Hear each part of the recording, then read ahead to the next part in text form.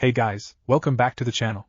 This is a story about what if Naruto and Hinata in high school DxD. Before I start, please support for more amazing content, and do consider subscribing to my channel and share this video with your friends. This is written by PeaceforNaruHina and link in description and support writer.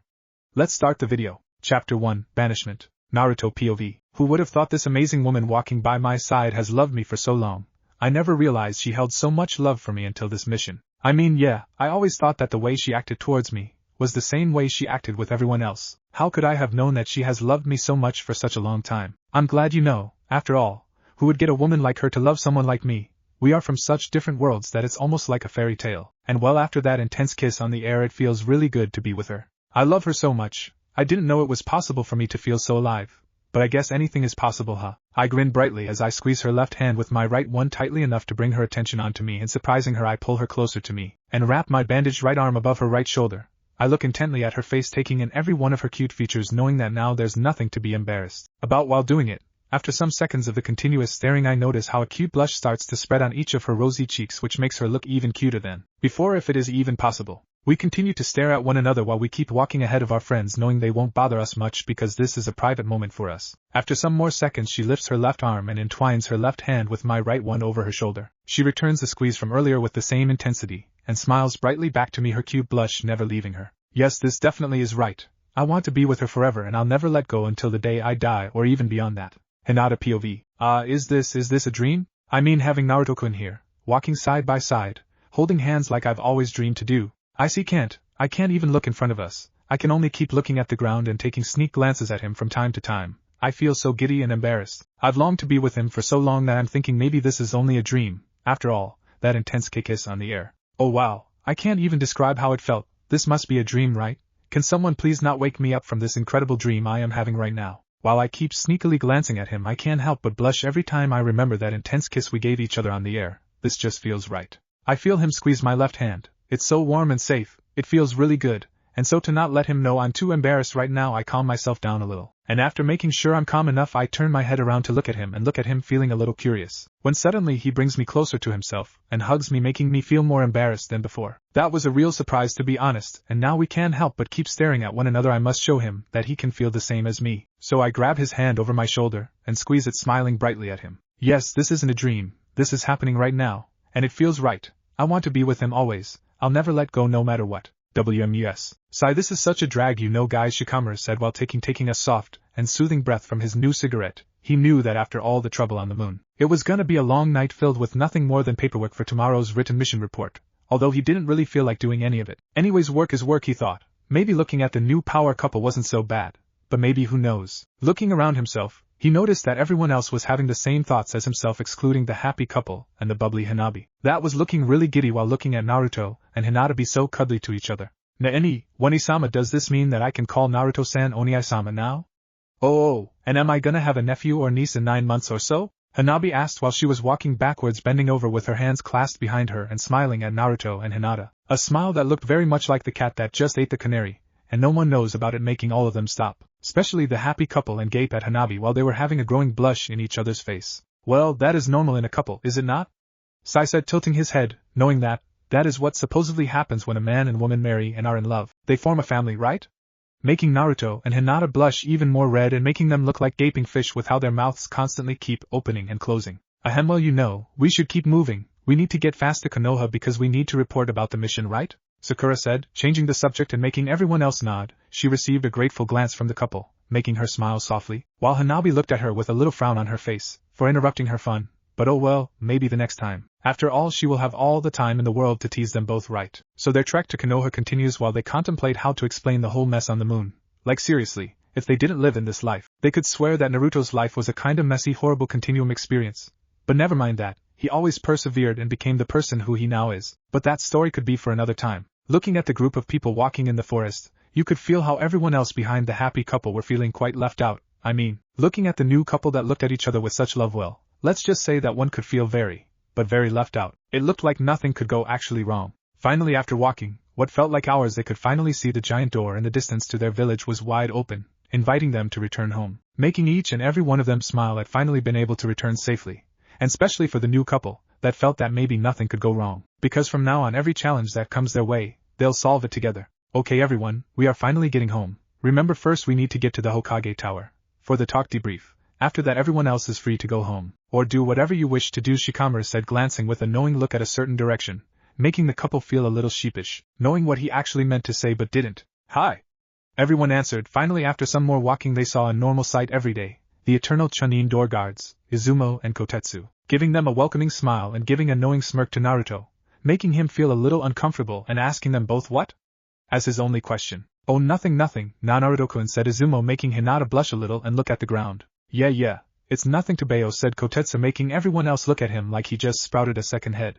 Ha, everyone laughed at the same time, making Kotetsu feel embarrassed because of the traditional catchphrase of the blonde ninja. He that only works well with me to Bayo, Naruto said, smirking and feeling really glad that he's back home, making everyone else nod and feel really good at being back home. After signing the papers on the booth, they continued their walk, feeling less left out and very good with each other. WMUS. So that's what happened in the end. And you know the rest. Can we finally go home? This is getting too troublesome to deal with. Oh yeah, Naruto and Hinata are finally together, Shikamaru said, telling everything that happened on the moon. In the end, pointing with his thumb finger behind his head at the mentioned ones, making Kakashi raise an eyebrow and glance at them suspiciously, looking like he was saying, finally huh?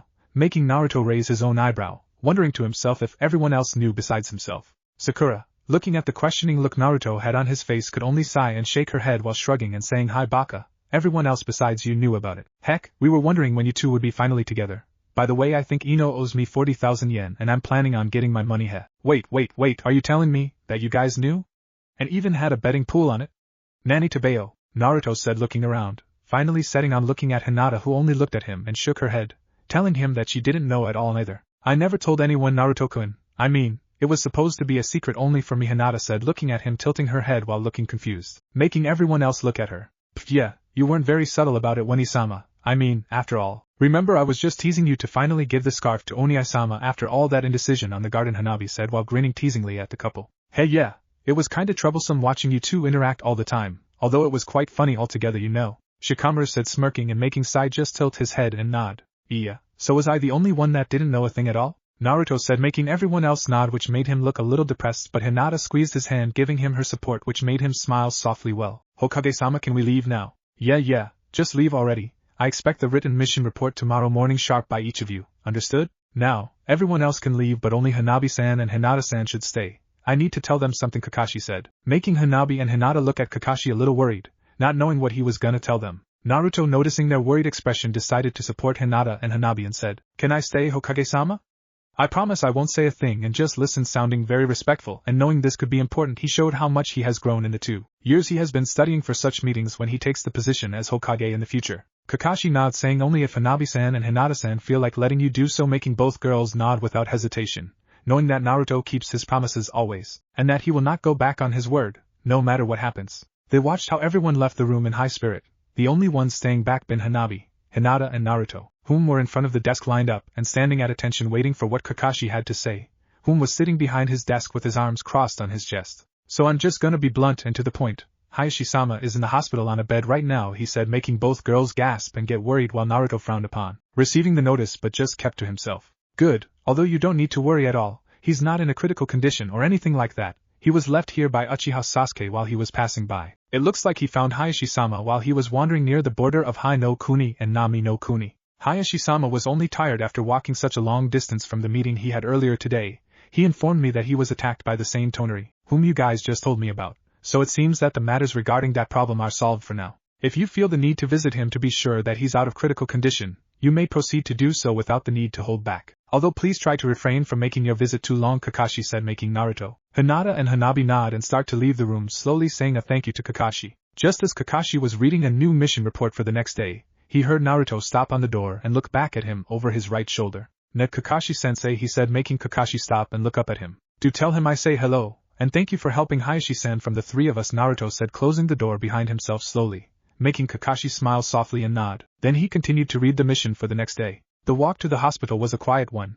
While Naruto and Hinata were holding hands, Hanabi was in front of them walking and humming quietly to herself, each one having their own thoughts about different things. When they were inside the hospital, they asked the receptionist where Hayashi has been lodged at, and after signing some papers, proceeded to visit him. Entering the room quietly, they noticed that a strange shadow was looming over Hayashi with a kunai in hand that was glinting dangerously thanks to the moonlight, which made Naruto, Hinata and Hanabi tense up and spring into action fast enough. Byakugan Hanabi and Hinata said quietly. While the distinguishing veins around their eyes came to life, they stood on the regular position of the Juken style. As for Naruto, he quickly got a kunai in his hand that sprung out from the hidden device in his clothes with pinpoint accuracy, threw it fast enough at the assailant's hand, disarming him in the process. He quickly appeared with a Sunshin no Jutsu behind the assailant, and punched hard, making a resounding crack be heard loud enough when it impacted on the side of the rib cage of the assailant, launching the assailant to where Hinata and Hanabi were waiting and saying together. Hakurokujian Sho proceeded to close the tenketsu and shut down the assailant's body in the process, sending it sailing back to Naruto, who was waiting with a bright orange ball on his right hand. When it was close enough, he sidestepped the human projectile and saying Rasengan, he thrusted it on the assailant's body, and in the process embedded him against the wall of the room. Boom resounded across the quiet night and street, surprising some few civilian couples that were walking nearby quietly. They watched as a body impacted against the ground and made an indent with huge spider cracks on it. Seriously, what's with our village security? They just come and go like it's their own frigging home to bail, Naruto said, jumping out from the big hole on the hospital wall and landing near the body of the assailant, while Hinata and Hanabi stayed on the room looking out for their father's security, whom was wide awake because of the explosion and looking on with his Byakugan activated. But to the Hyuga's surprise, they couldn't see the face, nor the body complexion of the assailant. Looking closely, they noticed that the hidden figure had some weird runes that were running along the torso of the clothes of the person, and were glowing in eerie green color, which were making all three of them worried. Although they did notice something that left them quite shocked, which was the Hyuga clan crest that was resting on the right leg of the pant hidden beneath a patch of cloth. Alright, you bastard are going to tell me, who are you? What were you gonna gain by killing the Hyuga patriarch? Naruto asked, walking to the down person, whom when looking up noticed that the Kono-yo no Kyushishu was the one that knocked him. It smirked, and just made a hand seal which made the unknown person vanish in front of Naruto like it was a simple illusion. Not before giving him a wide smirk which made Naruto stop in his tracks, because in those last moments he could clearly see two distinguishable white eyes, which belonged to the Hyuga members of the famed clan. Looking up, he jumped the 10-meter distance where the hole to Haishi's room was and stood in front of the three worried Hyugas. I think there really must be a big problem going on in your clan, Haishi-sama, if they just tried to kill you. We need to go ASAP to your clan estates and verify what is happening, Naruto said, looking at Haishi, whom only nodded and tried to leave the bed and stand. But Naruto was in front of him faster than he could move and lifted him from the bed in both his arms, which made him look at Naruto surprised. This way we will get there faster. We need to know what the problem is and how we can solve it. Poof! A cloud of smoke appeared by Naruto's side, signifying the appearance of three more Narutos. You on the right, go inform Hokage-sama what happened here ASAP without delay and no sidetracking, Naruto said to the clone on his other two clones' right, which only nodded and left to do as ordered. You two will help me escort the Hyuga patriarch and his heirs to the clan estate.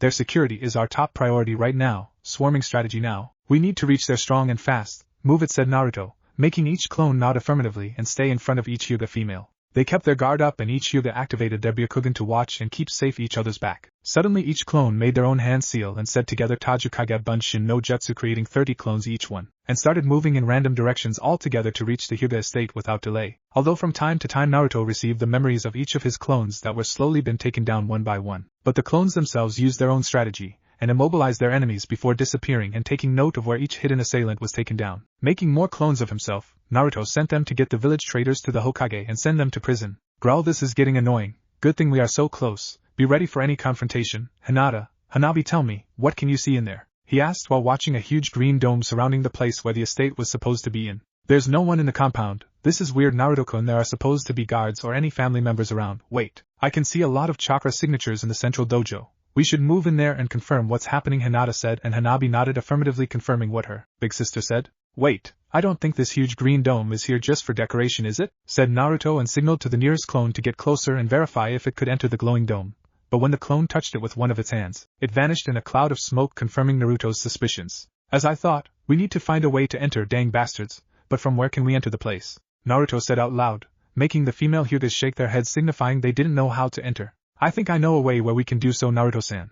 But we need to go to the forest that is behind the clan estate. There's a secret passage there known only by the clan leader, Hayashi stated, making them all look at him and nod. Once in the forest and near the secret entrance, Naruto left Hayashi behind a tree some time ago so he could recover his strength without troubles. They noticed that the secret entrance wasn't so secret, because they saw at least 6 Hyugas interrupting their passage by standing in the Juken-style position. No side said a thing, they just launched each other to attack. WMUS. Report, what's happening, Naruto? Why all of a sudden there are explosions inside the village? Kakashi asked Naruto, as he watches huge clouds of smoke rise from other parts of the village. Kakashi-sensei, it looks like there are traitors among the Hyugas.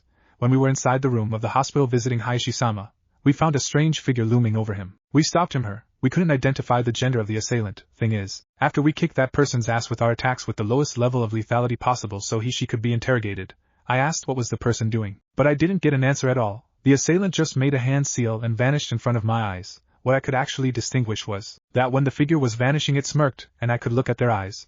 They were the undistinguished eyes of the Hyugas. Right now the boss is traveling with Hinata and Hanabi escorting them. But knowing something wasn't right, he made 2 clones which made more clones. And that's when things started to get messy as they are right now, Naruto clone said while watching outside from the window at the rising smoke clouds. I see, so they are trying a coup d'etat. We need to stop them now. Everyone else out there must be doing what they can to help the civilians evacuate right now. Naruto, your orders are, stop the whole Hyuga clan and send them to prison, understood? Kakashi said in a commanding voice. If I may, Hokage-sama, I just received information from another clone, verifying that not all the Hyugas are responsible in this shady scheme. It looks like there are a lot of hostages that are being held inside the central dojo of the clan estate. I request to be able to proceed with any method necessary to stop the actual culprits on this stupid thing that is happening right now, Hokage-sama, Naruto said, looking at his teacher with such intensity that Kakashi could only nod affirmatively. Okay Naruto, your orders are stop the actual culprits of this messy situation our village is in right now, by any means necessary, he said, making the clone nod and when it prepared to disperse. Oh, by the way, lethal force is approved and advised. We don't need such scum around us, understood?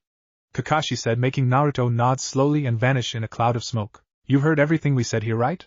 Iruka, he said while looking at a corner of the room. You know we are shinobi and the security of our village and people comes first and foremost. After all, he's a jonin now, right? I'm not saying what you are doing is wrong and neither I'm saying you are in the right. But you do realize that Naruto will try and stop all this madness without casualties at all, right? After all, that's how he is, Iruka said, looking out the window how the smoke clouds were starting to diminish slowly, signifying that the majority of the problems were being solved by the now jonins and protectors of the village, making him smile softly, thinking back on how they were just kids when they left the academy, but had to grow up so fast. Because of the messed up era they grew up in, maybe in the future, their children will have a more relaxed way of living and he'll live to watch them grow, of course this time as the Ninja Academy director, and not just one more teacher, making him grin widely knowing a brighter future was coming up. You know, it has been so long but Naruto finally did it. No one believed in him at first, always been hated, always alone, he was the pariah of the village. I never realized at first what was really happening with him until I actually started seeing the real Naruto, and not just the illusion that everyone else was seeing, Iruka said, softly remembering how every day without stopping, never giving up, Naruto managed to overcome every hurdle that came his way, and this one will just be another one after all, he thought while leaving slowly and letting Kakashi be alone, who looked outside again and started to walk out of the Hokage tower to meet at the Hyuga estate, to see what really was happening. WMUS. Seriously, what's wrong with these guys? We just finished saving the whole world and this mess comes up like out of nowhere. This is too troublesome, Shikamaru said while binding 8 rogue Hyugas with his shadows that were trying to sneak attack on him. Ninpo, Chojigiga, Shikamaru heard behind himself. He turned around and saw how Sai restrained another Hyuga that was hiding to attack him while he was distracted. We need to secure the village. The civilians that just came back are being evacuated fast as we speak. It looks like there are no casualties so far. What should we do, Shikamaru-san? Sai asked as he knocked out the captured rogue Hyugas and watched as Shikamaru did the same with his shadows on the other Hyugas. SHANAROO boom! They heard and saw as Sakura that was close by shattered the ground beneath her, and trapped 8 other Hyugas that were trying to attack her to knock her out. Once she noticed that she was done, she looked in the direction where Shikamaru and Sai were and moved fast to them. Which way should we go? And what should we do, Shikamaru? After all, you are the one in command until this mess is done, she said when she was near Sai and Shikamaru nodding at them. Right now, our top priority is to regain control over the village and avoid any kind of casualties. Let's move now, Shikamaru said, but as they were about to engage more enemies, they felt the ground shake and looked up in the direction of the Hyuga estate, which was covered in a huge green dome. Saw how a bright massive orange appendage in the form of an open palm with a big yellow ball, that could only belong to Naruto using Kurama and a Otama Rasengan, hit and break the green dome, which made the loud sound of glass that is shattering. The 3 of them nodded to one another and jumped away from each other to secure the village and protect the civilians, knowing that once finished their tasks, they were going to back up Naruto in whatever mess he was again at that moment. I mean, didn't the moon just try and crush us all not even 2 hours or so ago? This is too crazy for our own good. Really? Said a beautiful buxom young blonde girl with part of her hair sideways, covering her right eye, revealing her beautiful green left eye, but yelled at the end in desperation as she knocked out 3 rogue shinobis that were trying to gang up on her, because of the revealing clothing she was currently wearing. Well, this is actually somehow really out of place. I mean, what you say is actually true, so I can't even find the logic on this whole mess suddenly springing up. Although it could be that they are taking advantage of the fact the village is at its weakest right now, but it doesn't matter. We can handle these rogue shinobis without trouble. What I'm more worried about is Shino, Abirame said while a lot of bugs came out of his clothes and swarmed more rogue shinobis. He watched how his ex-team partner, Kiba Inuzuka, continues to knock out more rogue shinobis around him. Suddenly they all felt the ground shake, and looked up in the same direction that Shikamaru was looking in that moment. That To be honest, Shino confirmed while signaling in that direction. Yeah, we should finish here fast. If Naruto was forced to use even a little of Kurama's chakra as he just did, then something definitely is going on there, said a brown-haired beauty that had it in a twin bun style, and beautiful brown-colored eyes, and wearing a Chinese-style dress, making everyone around her nod affirmatively and move faster to help Naruto in any way he needed so. WMUS. No, seriously, Heishi-san, if this is the level of the rogue elite shinobis of the Hyuga clan, I think it needs a lot of reforming to happen in it, Naruto said while he thumbed behind himself over his shoulder with his right hand, while giving said person a wide grin/smirk that somehow made all three Hyuga's right eyebrow twitch and feel a little annoyed at him. I think your boyfriend needs a little more lessons in rules of formality, dear daughter, Hayashi said, looking at Hanabi, which made her blush, and Hinata, getting a frown on her face, crossed her arms while Naruto tilts his head looking confused. Because he was supposed to be Hinata's boyfriend, not Hanabi's, right? Well, Oto-sama, I think you got things a little confused. He's not my boyfriend. He's Wani-sama's boyfriend, Hanabi said, blushing while she glanced at Naruto, then looked down while she played with her fingers, which made Naruto feel confused, asking himself, why was Hanabi blushing? I mean, he knows Hinata and himself are a couple now, but was there even a reason for Hanabi to blush? Because last time he could remember she never showed any interest towards him as a man to be with, right? Weird. No one knows what women think. He just tilted his head, not knowing what to actually say, and Hinata, looking at his confused expression, just got closer to Naruto and hugged him from behind, making him look at her surprised and blush a little because of the close contact, although it felt nice, after all, those huge breasts touching your back, who wouldn't? Yeah. I am Hinata's boyfriend and not Hanabi's, Sir, Naruto said, his blush growing more when he felt Hinata press even closer to himself. Anyways, sir, I think we should be doing something else here, right? He said while signaling to the green dome, trying to change the subject, and trying hard not to feel the soft breasts of Hinata pressing on his back, even though she herself knew this. She didn't let go of the hug while she was blushing very red. Hayashi just smiled in mirth, and shook his head, knowing full well all of this. He just felt good at getting a little form of revenge on his two daughters and his future son-in-law, even if things were kinda messy at that moment. Looking behind himself, he took in that the barrier was even covering the secret passage where they were supposed to go through, thinking out loud, maybe Naruto, Hinata and Hanabi all turned to listen to Hayashi when suddenly a huge arm that resembled some kind of scaly paw appeared from the dome and grabbed him, which surprised them and made all of them spring to action when the appendage was pulling inside the dome. Hakuhikisho, Hanabi and Hinata said together, hitting the appendage from afar and making it free Hayashi. Naruto instantly transformed into Sage mode and used his left arm to hold the scaly paw in place. With his other hand he took a kunai out of his holster and surrounded it in wind chakra and swung it, cutting through it, dismembering the appendage while he contemplated with a serious face what was happening. Growl, something isn't right. This just upgraded from being a simple rebellion to a full-blown terrorist attack. It looks like we need to up our game too, he said, watching the strange dismembered appendage disappear in little black particles. He sensed something dark inside the dome. Naruto knew that things were going to escalate quickly, so letting go of the natural chakra inside his body, he transformed into Kurama mode and formed a huge chakra appendage, which resembled an open palm, and charged an Otama Rasengan, aimed and thrust it towards the dome while the three Hyugas watched and waited, knowing that Naruto is the only one able to pull it off. He pushed the Rasengan into the wall of the dome, at the same time using the same appendage in a palm thrust to hit the dome, making the ground shake because of the force behind it. They looked how the dome started getting spider cracks on it until it finally was destroyed and made the loud sound of glass that is shattering. Nodding to himself, he let go of his power-up and signaled everyone to stick together and follow him with their senses on high alert. Once inside the grounds of the clan, they noticed that there were pulsing seals littered across the ground that had some weird runes surrounding each seal. When they felt nothing happen to them as they stepped on each seal, they assumed that the seals were there to reinforce the barrier that resembled the dome, and continued their walk around the estate until finally reaching the central dojo. What they saw in there took them by surprise. Each Hyuga that was being held hostage was kneeling on the central part of the dojo, had a pulsing Kago no Tori no Juin on each of their foreheads, even if they were from the main branch family, and it looked like they were in so much pain if their open frothing mouth and wide open white eyes were any indication about it. But what actually surprised Hayashi, Hanabi, Hinata and made Naruto glare furiously, was the person standing in front of them. He looked like Hayashi but a few years older, although his age marks were disappearing so fast you would have thought it was Hayashi himself. Finally the big players came into the game, huh? The eldest Hyuga said while he smirked in their direction. Congrats for making it here this fast, even though none of you should have been alive at this point already. What with the moon crashing on us and those two Hyuga bitches, they should have already been married to that feminine-looking guy that I had a meeting with about 3 months ago. I even went so far as to brainwash him, telling him that it was a decree from centuries ago that he should have married you and whatnot. Young ones these days can't even do a simple thing and get rid of the annoying pests that want to mess up the order that our esteemed clan has had for more than a few centuries living here in Konoha, the elder Hyuga said while flexing his arms and legs. Why do this? What do you gain by trying and failing a coup d'etat that will get you nowhere in the end? Naruto asked, his eyes narrowing fiercely while looking at the elder Hyuga. But if it isn't the great Kono yo no Kyusishu, why do pry and ask if thou are near scumbags such as them? Don't tell me, Finally that failure of a Hyuga decided to confess her feelings for you, and someone such as yourself, that is starved for affection, just accepted her like nothing, huh? Ah, laughed insanely the elder Hyuga while his right hand was on his forehead, and he slid it down his face, and showed his tongue like a madman. Growled, don't you dare talk about Hinata like that, you frigging asshole, because I'm gonna make you bow down and apologize to her. Naruto shouted, glaring really hard, noticing how the eerie green glow on the head of the hostages wasn't stopping at all. While their chakra is being slowly siphoned from them and entered the eldest Hyuga, he noticed how the chakra reserves of the Hyuga were growing slowly by the minute. He wonders how to save the hostages, because if they run out of chakra they were going to die, and he got worried because of it. Maybe there was a possibility to stop all this madness. Hinata and Hanabi, noticing the look on Naruto's face, knew he was analyzing the situation around himself really fast and preparing to beat down their enemy without suffering any casualties at all, nodded to each other and stood by each of Naruto's side. They activated their Byakugan and stood in the Juken position. No words were said by either side, while Hayashi just stood on the sidelines wondering why his own father would go so far to do things like this. If needed he would intervene. Although in his weakened condition, he was gonna save his energy for the final attack if necessary.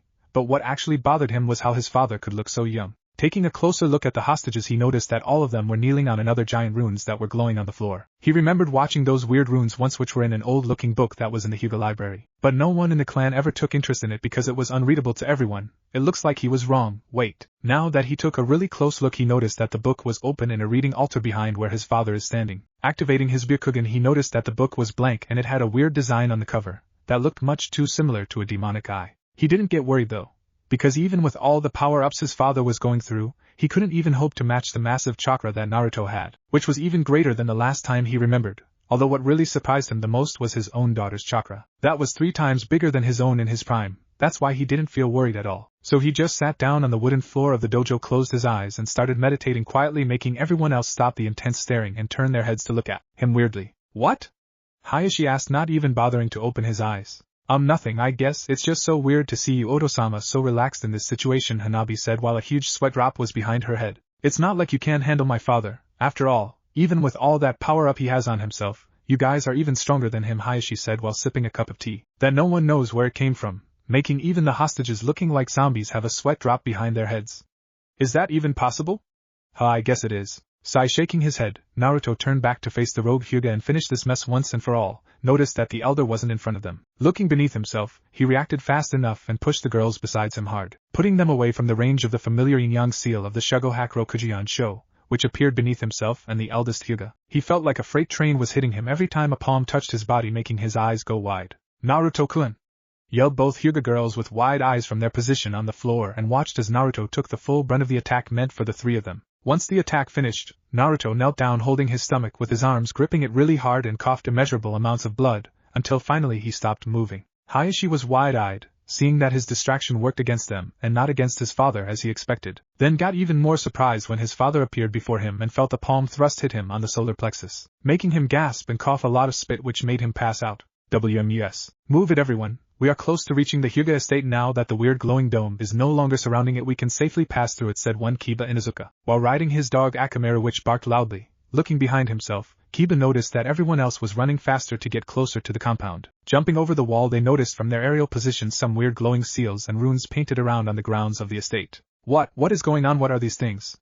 Rock Lee asked as he noticed and felt like he was being surrounded by a dark presence thanks to the eerie glowing runes. It doesn't matter what the seals do. We need to get closer to the central dojo. Naruto informed me that that's where the hostages are being held, Kakashi said to everyone around him, making them nod affirmatively and walk faster to reach the dojo. Once they were at about 5 meters from the place, they felt the ground beneath them shake and saw the front wall of the structure get spider cracks. Crack! They heard the wall groan loudly in protest until it finally gave in and saw a huge hole break open in it. They saw how a human-sized missile was launched from it to the front walls of the Hyuga estate and get embedded to them. They were surprised to see a person that looked much similar to one Hayashi Hyuga, but on closer inspection they noticed he looked older. And what actually put them on edge was that instead of being unconscious, the elder just laughed while getting out of the wall, stretching his limbs. They felt his chakra getting bigger by the minute. The second thing they noticed was Naruto standing on the other side of the hole in the wall of the dojo with his right arm outstretched in the form of a fist and glaring in the direction the human-sized missile just went through, while his eyes were in the distinct shape of the Sennin mode. Naruto, what's happening? Why are you so angry? Sakura asked, looking at her ex-team partner who was too quiet from the last moments they saw each other. Naruto just limited himself to look at her and the others from the right side of his face, which made them freeze and take a step back in fear because they had never seen Naruto be so pissed off before. They noticed that kneeling behind him were Hinata and Hanabi holding in their arms a passed-out Hayashi while glaring in the same direction of the madly laughing elder, while the hostages on the other side of the dojo were bending over backwards with their arms wide open, looking like they were in even more pain than before. "You asshole, using your own kin to withstand the damage you take. Now I'm really pissed off and I'm gonna make you wish you never pulled this shit off. After hearing you boast about planning everything, from the moon crashing to my girlfriend and her sister been married off to Tonari, you really have pushed the wrong buttons and I'm fucking gonna kill you," Naruto said out loud and in such a cold tone that made everyone shiver and sweat nervously, except for the girls that were behind himself still caring for their father. "Kurama, do you think the seals that are helping him are working the same way as it did when I transferred your chakra to the people in the war, but instead of making them stronger, works backwards?" "It looks like it does. To be honest, I was thinking of interrupting their chakra flow by activating the seals on their foreheads, asking your mate to do it by using the cursed seal itself.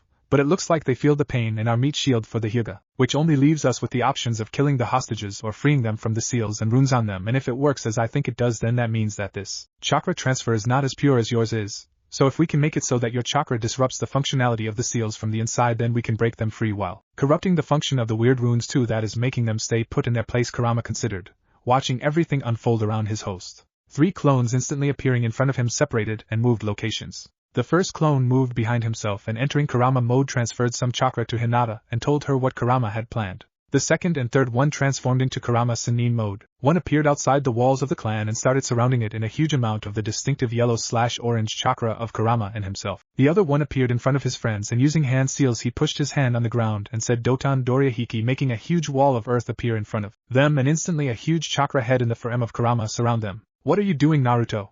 Sakura asked, for the first time unsure of what her ex-team partner was thinking. "Yeah, I'm curious too, Naruto. Why use so much power?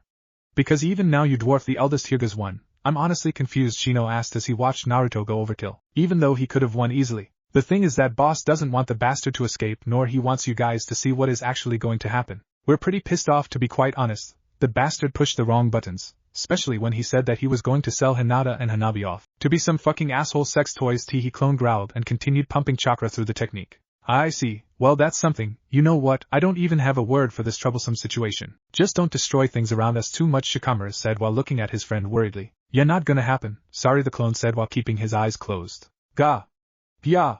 They grimaced when they felt the ground shake and saw how the wall that was covering them was getting spider cracks every time another shockwave was felt from the other side of the wall. They saw a huge cloud of dirt rise and thought that was the end, so they waited for the clone to let go of his techniques. But when he didn't, they were gonna ask why and instead were answered when they heard the distinctive screeching sound of the Raisin Shuriken. It was so loud it made their ears hurt until finally they saw the distinctive huge dome from the expansion of Naruto's most powerful technique in its base form. Finally letting the techniques drop, the clones allowed everyone to see what actually happened, and what they saw surprised them. There in the middle of a huge crater made out of sand in front of them, Naruto was standing and lifting up by the neck with his left hand the eldest Hyuga, which had no hands and no legs, and in his right hand was a brightly glowing futon. Rasengan aimed to finish off the traitor. When he saw everyone else looking at him surprised and a little scared, he just let the guy drop unceremoniously on the ground and turned around to walk to where Hinata was keeping a close eye on the unconscious but safe hostages. Once he reached her, she looked up and gave him a soft smile, which he returned and then helped her. He turned his face and looked at them, then smiled sheepishly while he scratched his nose with his right hand, feeling embarrassed.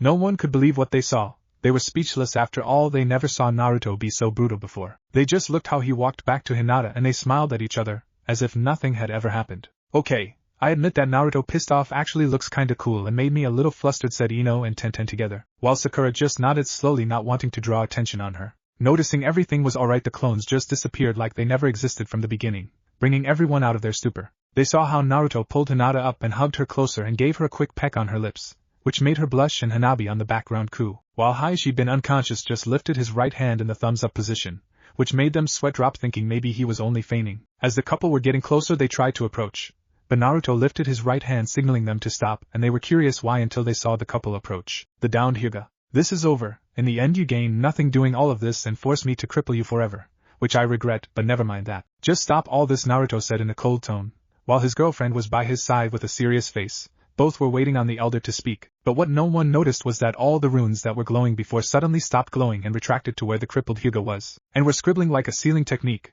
Once the array was done, the downed Hyuga started laughing madly, which worried everyone. They did notice something weird though, which was that neither Naruto nor Hinata were moving from the center of the seal, and the array was starting to crawl on their body over their clothes. "Ha ha ha ha ha.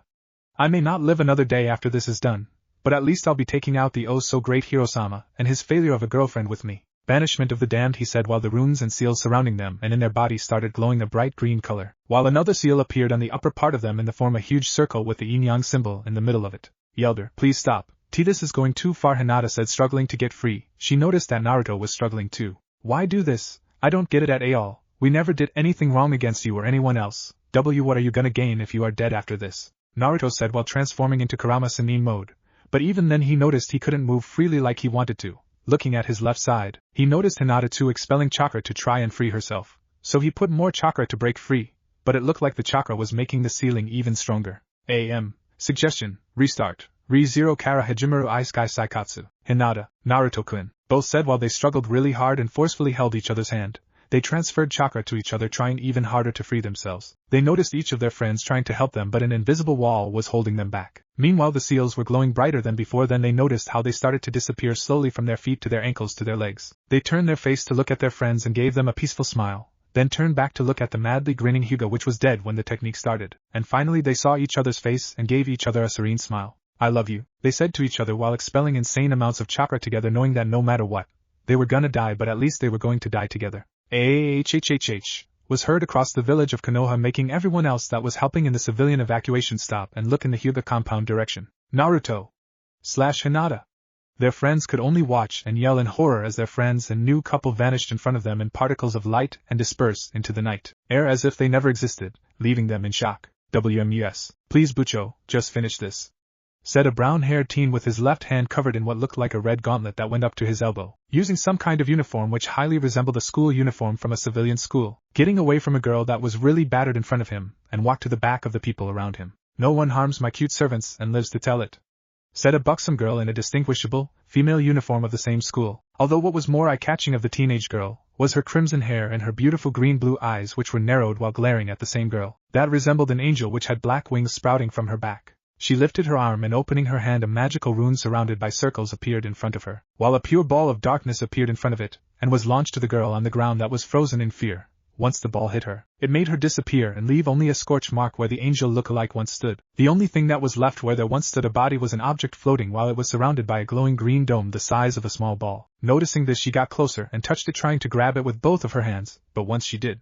ching, the floating dome made a chime sound like that of wind bells, which made her wary, and she took 5 steps back, feeling wary of the object in front of her. Suddenly behind the object a very bright green magic seal with the yin-yang rune in the middle of it appeared and started glowing brightly with the same color as the dome where the sacred gear Twilight Healing was, until finally the unexpected happened and a massive wave of purple and orange energy was expelled from the middle of it in a shockwave form. Everyone, brace yourselves, she yelled while covering her eyes with both her arms crossed in front of her. Her peerage following her example did the same, until the wave of energy hit each and every one of them, sending all of them sailing backwards and crashing onto the walls of the abandoned church they were in. Kaya! Ga! Naya! Gaha! Kaya! Each of them yelled when they got encrusted in the walls. They noticed they weren't been pushed against the walls anymore and dropped their arms to see what actually happened. They noticed something really weird appear behind the sacred gear, which were 2 pairs of legs, then a pair of torsos, and finally a pair of arms and heads. But they couldn't distinguish any exact feature until the bright glow finally stopped. What they noticed was that the left and right arm of the 2 unknown persons in front of them were holding each other very tightly. Where are we?" asked a very masculine voice, noticing the weird surrounding he was in, and been very wary of it. "I don't know," said a distinctive feminine voice, noticing the weird surroundings as the one besides her did. Chapter 2, Who Are You? Last time on What Makes Us Strong. Music suggestion. If you could see me now, the script. I love you, they said to each other while expelling insane amounts of chakra together, knowing that no matter what, they were gonna die, but at least they were going to die together. Naruto/Hinata. Their friends could only watch and yell in horror as their friends and new couple vanished in front of them in particles of light and dispersed into the night air as if they never existed, leaving them in shock. "Everyone, brace yourselves," she yelled while covering her eyes with both her arms crossed in front of her. Her peerage following her example did the same, until the wave of energy hit each and every one of them, sending all of them sailing backwards and crashing onto the walls of the abandoned church they were in. Kaya! Ga! Naya! Gaha! Kyah! Each of them yelled when they got encrusted in the walls. Where are we?" asked a very masculine voice, noticing the weird surrounding he was in, and been very wary of it. "I don't know," said a distinctive feminine voice, noticing the weird surroundings as the one besides her did. Now, drip drip drip, was the distinctive sound of drops hitting wooden floor heard quietly in the middle of the night inside the abandoned church, which was located just outside of the quiet town called Ko. Tears WWYY. asked quietly a beautiful girl with long crimson hair and beautiful blue-green eyes while her teeth were grinding against each other because of the frustration she felt in that moment. Why are you attacking us? Who are you two? Rias asked out loud while she fought desperately with herself to stay awake as a little trail of blood ran down the right corner of her lips. She looked down in the direction of her breasts, and saw a feminine palm touching between them. She stumbled forward and before losing all consciousness lifted her head one last time to watch the eyes of the person that had knocked out her queen Akino Himejima some minutes ago. Behind her assailant she could glimpse for the last second how her newest pawn Issei Hyoto, and last standing member of her peerage, was knocked out with a chop to the neck. Just who? She whispered, falling asleep on the glove-covered arms of her mysterious assailant. I'm sorry, said a beautiful young woman that looked to be in her 19s reaching her 20s with long black hair that reached past her back, which was glowing a soft indigo color. Thanks to the rays of moonlight that were passing through the big hole on the roof of the abandoned church, she was wearing what appeared to be a black formal dress that one wears in weddings, and long gloves were covering her hands to her elbows. She looked down to the girl on her arms. She regretted doing this, but after what they just witnessed they needed to be sure that nothing bad did actually happen inside the place they were in that moment. Are we gonna leave them here, Naruto-kun? Asked the girl, a little worried, still holding and looking at the sleeping face of the young woman she just knocked out. After some minutes she turned her face around to look at the person behind her when she heard his steps get closer to her, and one could notice her beautiful eyes, which were white pearls with a hint of lavender on them. The person in question was a tall young man that looked to be in his 19s reaching his 20s with bright blue eyes that shone brightly through the dark place they were in. 3 whiskers, birthmarks on each of his cheeks, and his short blonde hair, which was unruly, looked like it was sparkling thanks to the same rays of moonlight, while his forehead was covered by some black leather headband with a metal plate with a weird insignia on the middle of it. He was wearing a white shirt and orange combat pants that reached before his ankles, and his ankles were covered in black sandals that looked sturdy enough to withstand any kind of damage, while bandages were wrapped up on the right leg of the pant, which was holding some kind of long and thin closed pouch. Behind his pants were 2 more pouches that were been held by a leather belt. If one looked closer, one could notice the young man had a contemplative look on his face, while in his arms he was holding young woman that was sleeping peacefully. If the quiet breathing coming out from her was any indication, the most noticeable thing about this young woman was her bright blonde hair that reached past her back, and that she only had a big black leather jacket covering her naked body. No, he shook his head. We are taking them with us. Here, carry her. I'll bind them up for easy transportation. Hinata, said Naruto, while he made another clone appear by his side which took the red-haired woman from Hinata, and then he passed the sleeping girl on his arms to his girlfriend. When his girlfriend had the sleeping girl safe on her arms, he proceeded to take out a chakra binding rope from his back pouches, which worked like any other rope, but the quirk to it was that, if the user applied chakra to it, she could make the rope stronger, and it could siphon the chakra of the tied-up person too. He passed the rope to his clones, which then started binding each person that were unconscious around them. Don't you think we went a little overboard here, Naruto-kun? Hinata asked as she watched her boyfriend tie up the last person on the floor, which was a young girl if her body complexion was any indication. Although what did actually pique her interest a little were the 2 cat ears coming out of her head and tail coming from behind her back. Cute, she thought while she accommodated the blonde girl on her arms so she could run faster while carrying her. I don't think so, Hinata. After all, we only want to interrogate them, right? I mean, after what we just saw and felt, don't you think it is better that we interrogate them peacefully and not while we are being suddenly attacked like the brown-haired idiot and the black-haired bimbo just did out of nowhere, right? Naruto said, watching in the direction where a clone was carrying each person described over their shoulders without a care in the world, like they were potato sacks. You two be more careful. They are persons, not a sack of potatoes, yelled Naruto in a low voice as to not interrupt the slumber of their charges. Hinata only watched all this transpire around her with a huge sweat drop appearing behind her head. Maybe this isn't such a good idea, she thought to herself, while they started walking out of the church. Once outside of it, they looked around themselves and started running in the direction of the forest while carrying all the teenagers with them, because they wanted to pass unperceived, and going into the city they saw on the other side wasn't gonna help them. Soon they disappeared inside the canopy of the huge forest in front of them like they never even existed. WMUS. While all of this happened, a shadow looming on the broken roof of the church watched silently everything unfold as if it was watching one of those anime shows that he's rarely seen. How from one second all his plans went to hell and beyond to suddenly feel like a little hope was being given back to him when the strange assailants started taking out Rias and her peerage like they were simple flies, to again feel a deep void form inside him when his actual target, one Asia Argento, was breathing again and very much alive and in the arms of the weird blonde and then on the indigo-haired girl. First the weird blonde guy was looking around himself, and after some seconds saw him tense up and look the direction of where Asia's dead body was to finally look down where the sacred gear twilight healing was. He saw how the blonde guy turned his head to his partner and said something to her quietly, and because of the distance where he was he couldn't hear what they were saying, but thought that maybe he told his partner to get ready, because suddenly his partner tensed up too and moved her body to stand in a weird position he had never seen before. Suddenly he grabbed the sacred gear twilight healing from the ground and appeared in front of Asia, while his right hand, which was covered in bandages, started glowing a bright orange color. He saw how the blonde guy knelt by her side and just shoved his hand holding the sacred gear inside her dead body without drawing blood. After some minutes he watched fascinated how Asia gasped and started breathing normally while the color returned to her features. Finally, when the strange blonde was getting away from her slowly, he was suddenly attacked by a lightning bolt from the queen of the Gremory group, and he saw how everything suddenly stopped in that moment, because he thought that maybe the blonde enigma was dead, but wasn't he wrong? He noticed how a thin layer of the weird energy that appeared on his right hand was shielding him from the damage that he was supposed to take on the right part of his body. He noticed how each member of the Gremory group suddenly took a step back in fear, and some seconds after that, things went to hell, because seconds after their freeze up, the pawn of Rias Gremory, like magic, suddenly ran ever so slowly to where the blonde guy was while yelling, "Leave Asia alone, you bastard,"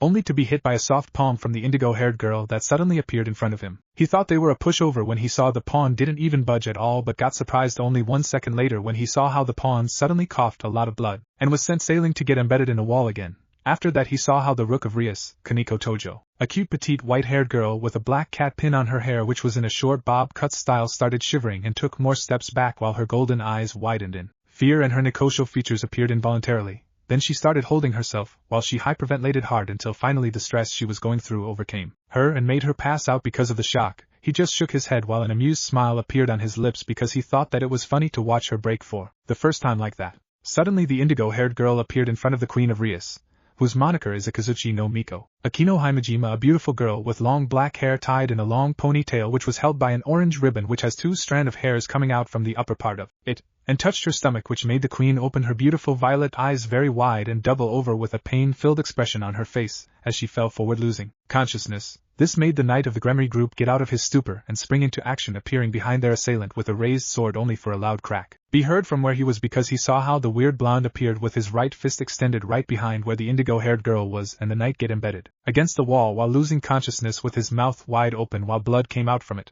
Looking back again where he thought Asia was alone, he thought that maybe this was a good opportunity to grab her and run, only to be surprised when he saw the same blonde guy standing there, only this time he didn't have his black jacket on him, and was holding Asia protectively in his arms, which was now covered by the offending piece of cloth in his mind, so he decided to just wait and watch everything unfold. He saw how the pawn of Rias Gremory got himself out of the wall again, while yelling, "Leave Asia alone, you bastards," until he was silenced by another blonde guy with the same features as the original that appeared in front of him. He winced when he heard another loud crack reach his ears and noticed how the blonde guy had his left fist on the solar plexus of the pawn, and was finally taken out by a chop to the neck. He looked back to where Rias was when he heard her yell out loud, "Who are you two?" and noticed how the indigo-haired girl had her right hand between her breasts until finally she stumbled forward and passed out on the arms of her assailant. He noticed how Rias Gremory had tears running along her cheeks, which he assumed was because she was too shocked to see her peerage fall down so easily. After some minutes he finally heard what he really wanted to, and those were 2 names that got stuck in his head, Naruto-kun and Hinata. Finally he saw how Naruto grabbed Rias from the arms of Hinata and gave Asia to her, while he took out some ropes and started binding each member of Rias' peerage. He followed them and watched them go outside while holding Rias and her peerage captive, until finally they all disappeared in the middle of the night and forest. "You may have escaped for now, Asia-chan, but I'll have you no matter what. Just wait, I will have you, and when I'm done breaking you and making you my slave, I'll go for that beautiful girl that is holding you right now too, Hinata. Just wait. You'll both be mine," said the strange figure, while a magic circle appeared beneath his feet which made him disappear after some seconds. When the weird shadow disappeared entirely, he never noticed how the space behind where he once stood distorted slowly, showing the head of another clone of Naruto which was using Maisegekyo no Jutsu to conceal its features and had narrowed eyes, until it disappeared in a cloud of smoke like it never existed from the beginning. 1.5 kilometers away from the church and inside the wide lush forest. "Naruto-kun, did you notice?" Hinata said while running by the side of her boyfriend. She had her Byakugan activated and the unconscious girl was riding on her back while they were jumping from tree to tree inside the lush forest they were traveling through. "Yeah, it looks like in the end we did attract unwanted attention on us. We gotta be ready, because the moment he mentioned going for you, he made this personal, and no one tries a single thing against my precious people, especially against my girlfriend," Naruto said with a serious face, which made Hinata blush a little because of the "my girlfriend" comment, while their jumping on the forest canopy continued. "Remember why I told you to activate your Byakugan, Hinata?" Naruto asked her, keeping his face in front while they jumped from tree to tree. "Yeah, you sensed this girl and those weird rings we saw earlier pulse together slowly, that their pulsing was so low you thought they were dying because they were separated from each other. This is one of the reasons I love you, Naruto-kun, because you help everyone even if they never asked for it." Hinata smiled brightly at him, which made Naruto lose his serious face and look at her surprised while a blush appeared on his cheeks. He turned his face around to look in front again, a little flustered, which only made Hinata giggle. "I am not that great to Bayo," Naruto said after some seconds, which only made Hinata giggle some more as they continued their jumping, getting even farther away from civilization and from the place they once were in. WMUS. The news reached across the elemental nations like a fire spreads inside a dry forest. Naruto Uzumaki and Hinata Hyuga, the ones that helped stop the moon from crashing against them, were dead, not even a trace of their body left. Information was sent through all the nations that a huge funeral was gonna be held for the recently formed couple that died while protecting their village courageously, which made fantastical stories began to be written in the elemental nations about how the couple fought valiantly against dragons and other mythical beings that appeared out of nowhere to protect their home even at the cost of their own life. Why let all this farce happen? It isn't true, it isn't true.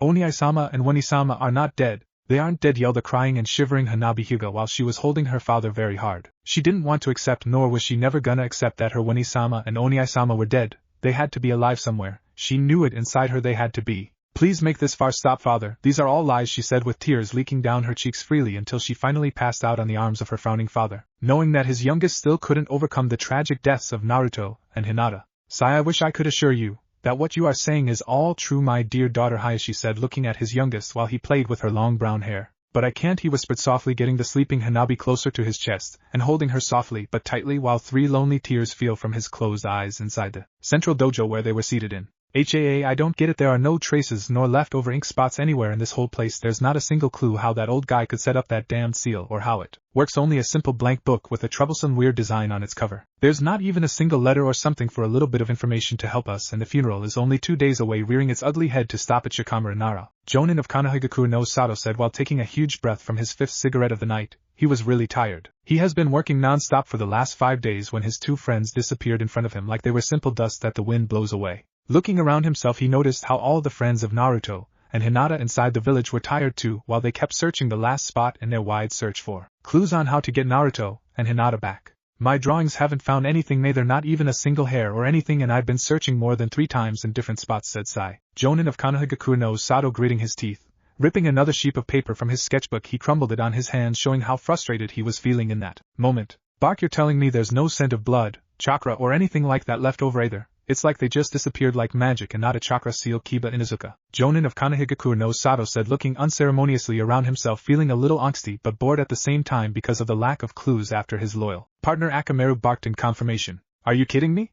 We saw them disappear. Each of us saw the seal appear and the weird elder say the name of the technique, which we don't know a thing at all how it works. That's why we've been trying really hard to find any frigging clues on how that thing worked at all, yelled an exasperated Ino Yamanaka from her position on the other side of the gardens. She looked disheveled, and because of the lack of sleep from the last 5 days she was tired and really irked in that precise moment. She just lost her second best friend aside from Sakura and watched her disappear with her hunk of a boyfriend, which she got a little interested from the pain invasion but was never gonna try a thing on him because of Hinata. It actually made her feel useless, and now Hinata's ex-team partner had the gall to look bored, which really started pissing her off. Calm down, Ino, we all were there when it happened. We need to keep looking, just continue searching for a single clue. Even the hint of a clue works in our favor, Sakura Haruno said from behind her while searching around some bushes. She sounded determined but in reality was really tired too. Each of them had been coming and going constantly to get food, take baths and so, but once they did their daily necessities they started all over again searching for any clue. It was starting to grate on their nerves, and the envoys of the other villages and Naruto and Hinata's friends from other parts around the elemental nations were expected to arrive the next day, meaning they only had today to find even the hint of a clue. Sigh, yeah, sorry about my carelessness. I'll keep searching around, Kiba said again, while he walked away to another section of the garden with his partner Akamaru. Sigh, this is too troublesome. I just hope that wherever you both are, you are okay, Shikamaru said out loud and thought inside himself while he took another big deep breath of his cigarette and looked up at the night sky. You said it, Shino Abirame, Jonin of Konoha said while more of his bugs came back without a clue inside him, which only made him sigh in frustration. WMUS. So, are you finally going to say something? Kurama said, opening his right eye, looking at the tiny humanoid figures in front of him, while his head was resting over his crossed paws. Who are you?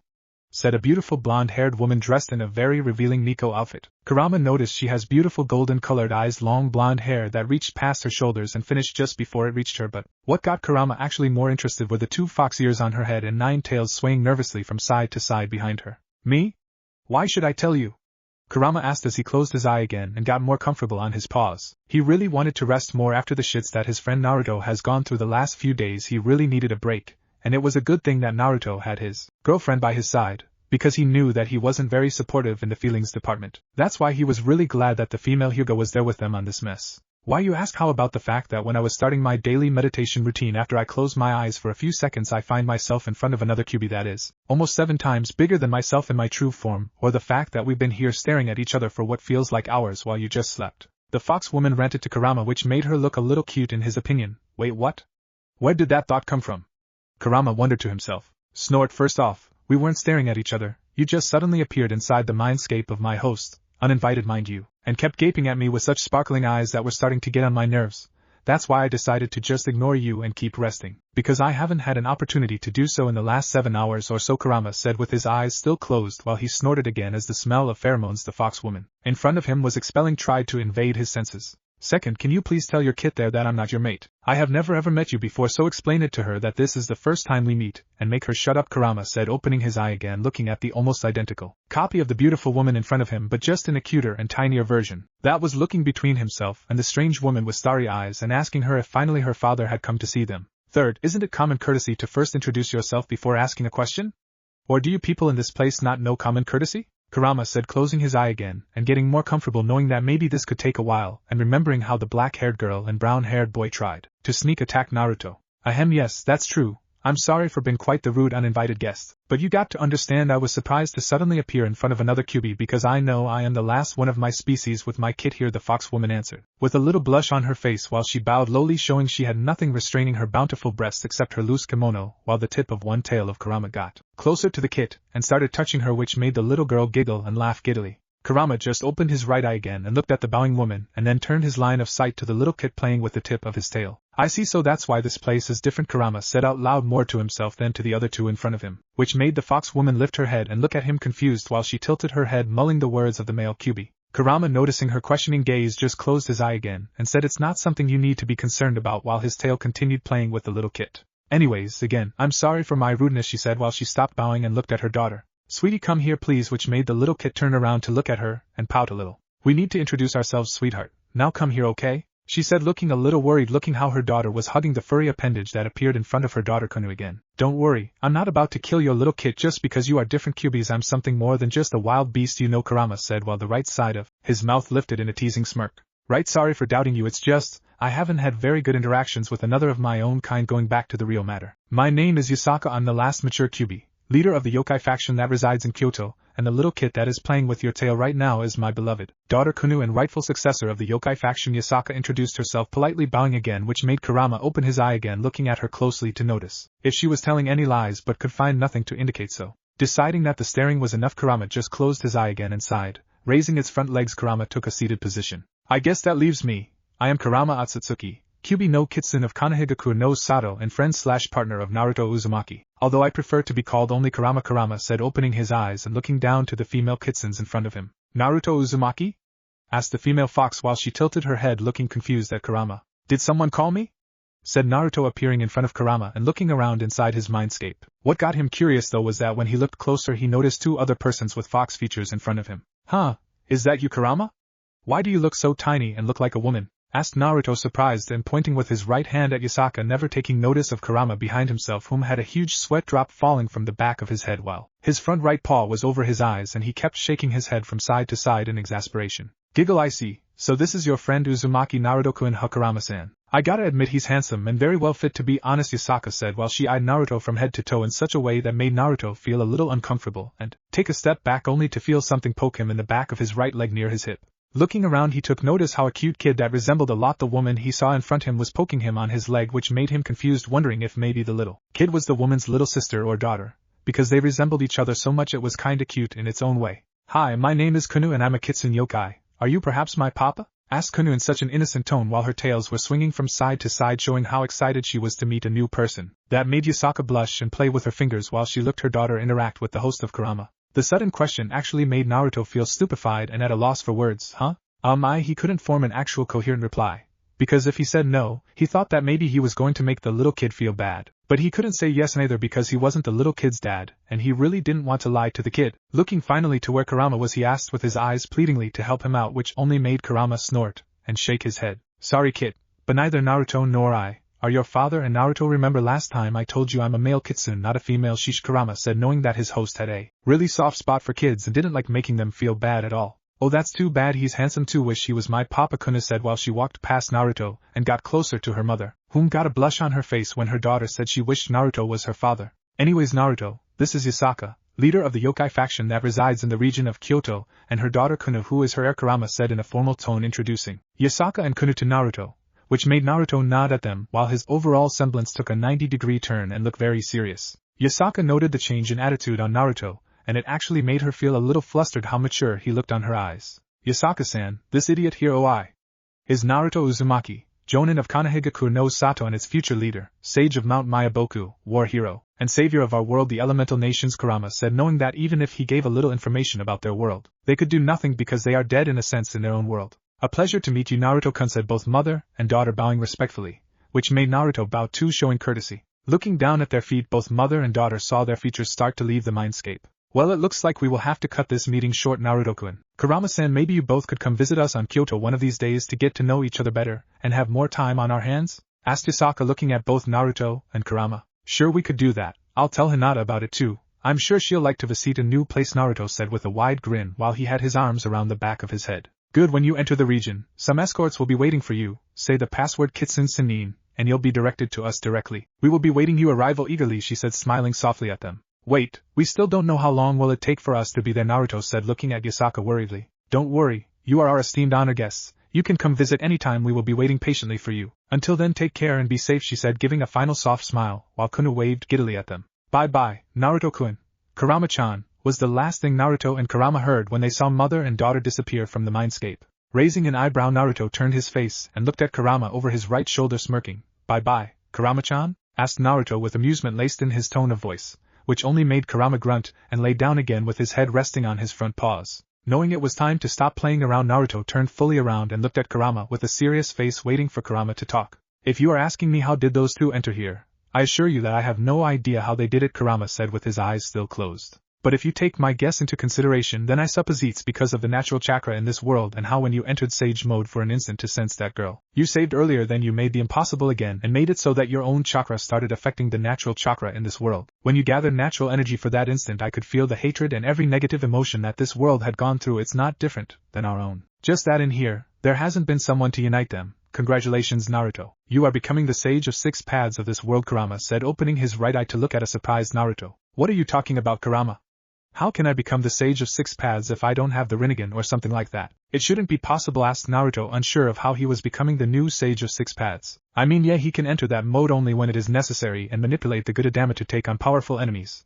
But he didn't see the need to do so, because no one in the elemental nations actually could make him feel the need to enter that mode. The proof? Well, in his fight against Tonari, he only entered until his Kurama Sannin mode while Tonari was using the good Adama. How? He didn't know. The thing is, there's the proof, not like he was gloating or anything. Let's put it this way. You are a huge walking filter that right now the nature around you is taking an advantage of. Every second that passes, it enters you with everything negative that it has, and when it gets out of you, it comes out mixed with your and my chakra, healing itself without you taking notice of it at all, Kurama said, looking around himself, noticing the changes that the mindscape was starting to go through. He sat up again and kept looking around curiously. So, how did that allow someone else to enter here without noticing, and how comes the hatred and malice isn't affecting you or me? Asked Naruto, still a little confused, while he had his right hand holding his chin and arm was crossed over his left one. Naruto, I'm the embodiment of hatred and malice. The hatred in this world is just a joke for me. While you have no hatred inside you in which you could get influenced by the nature around us, remember our chakra is basically mixed now, meaning I simply take all of it, and you filter for your use, making us stronger than when we were on the elemental nations. Didn't think it was possible, but I simply stopped doubting you long ago, Kurama said in a way that made Naruto look at him with a contemplating face. I see that answers the question of the malice and hatred, but not the other one, said Naruto, looking around himself and noticing his mindscape was starting to look more alive, slowly but surely more alive. Been honest, I think it's because the yokai faction are chakra users like you and your girlfriend, Kurama said while his right back paw started scratching his right ear. Wait, does that mean that Hinata is getting stronger too? Asked Naruto, surprised, contemplating the possibility. Yes, as time passes and you two continue to be together, you both come from the same world, meaning that you both are in tune in some way. But hers is a little slower than yours because she doesn't have one of us Biju inside her to help her. But I don't know how the hatred will affect her, to be quite honest. Although I think there's a way you can help her, Kurama said, waving his tails lazily behind him, while a teasing smirk appeared on his face. How? Asked Naruto, unsure of making the question because he didn't like the smirk on Kurama's face one bit. Well, I'll put it bluntly so it enters clearly in that hard head of yours. You need to fuck her while in sync with me and using Sannin mode, so I can help her filter the hatred faster, Kurama said with the smirk never leaving his face. What? There's no way I'm allowing you to see how I have sex with Hinata any time in the near future, Naruto yelled to Kurama while he had his arms crossed in an X-shaped position in front of himself. Why not? It's not like I'm privy to the mating intercourse of your species. I mean, I was there when Hashirama and Mito conceived Tsunade's father, or when your father and mother conceived you, Kurama said, remembering those times out loud, showing he wasn't really privy to intimate moments. Gah! Nana, I know nothing, I heard nothing, the life is beautiful. The roses are. Naruto covered his ears and started yelling loudly, trying to ignore the conversation, but stopped once he noticed Kurama looking at him seriously. So he stopped and looked at Kurama. Sai, look, this is not because I'm a pervert or anything like that, but because the hatred and malice in this world will start to affect her in some way. In which way I don't know, to be honest. But anything is possible. She could suddenly go on a killing spree and murder everything on her line of sight, or become a wanton whore that will spread her legs wide open to anyone that crosses her path, be it man or woman, and you don't want that, do you? Kurama said, looking at Naruto seriously, which only made Naruto look down with a hard glare. So what about? Naruto tried to say. No, I already contemplated it too, but the simple way you transfer her chakra won't work neither. I need to be really close to both of you while the process begins, so nothing can go wrong, Kurama said, interrupting what Naruto wanted to say. But then, what about? Naruto tried to say again but got interrupted again. Look, Naruto, I told you it's not because you are closer or not. The thing is that you already began the process on both herself and you without noticing, because remember, before we got wherever we are, you both were sharing chakra in huge amounts trying to get free of that technique, and even if you both separate, the unfiltered hatred will still continue to affect her. You are both the problem and the solution. As we keep talking, the natural chakra is entering her slowly and will affect her slowly over time. I'm not saying it will affect her right now, but in the future it will. It is better if you two find a way to discuss this quietly and think it over, but knowing your girlfriend, she may accept. Just reach a decision together, okay? Kurama said, knowing that Naruto was really attached to his first love and knowing that if he could help them he wasn't going to fail them, because Naruto needed this. He saw how Naruto just nodded slowly with a thinking pose. Besides, it's not like you aren't privy to sexual intercourse either. I still remember those times when you were with all those girls you saved while on those missions or on other villages, Kurama said with a wide smirk, looking how Naruto stiffened and looked up at him with a blush. But you said I had never been with any girl before.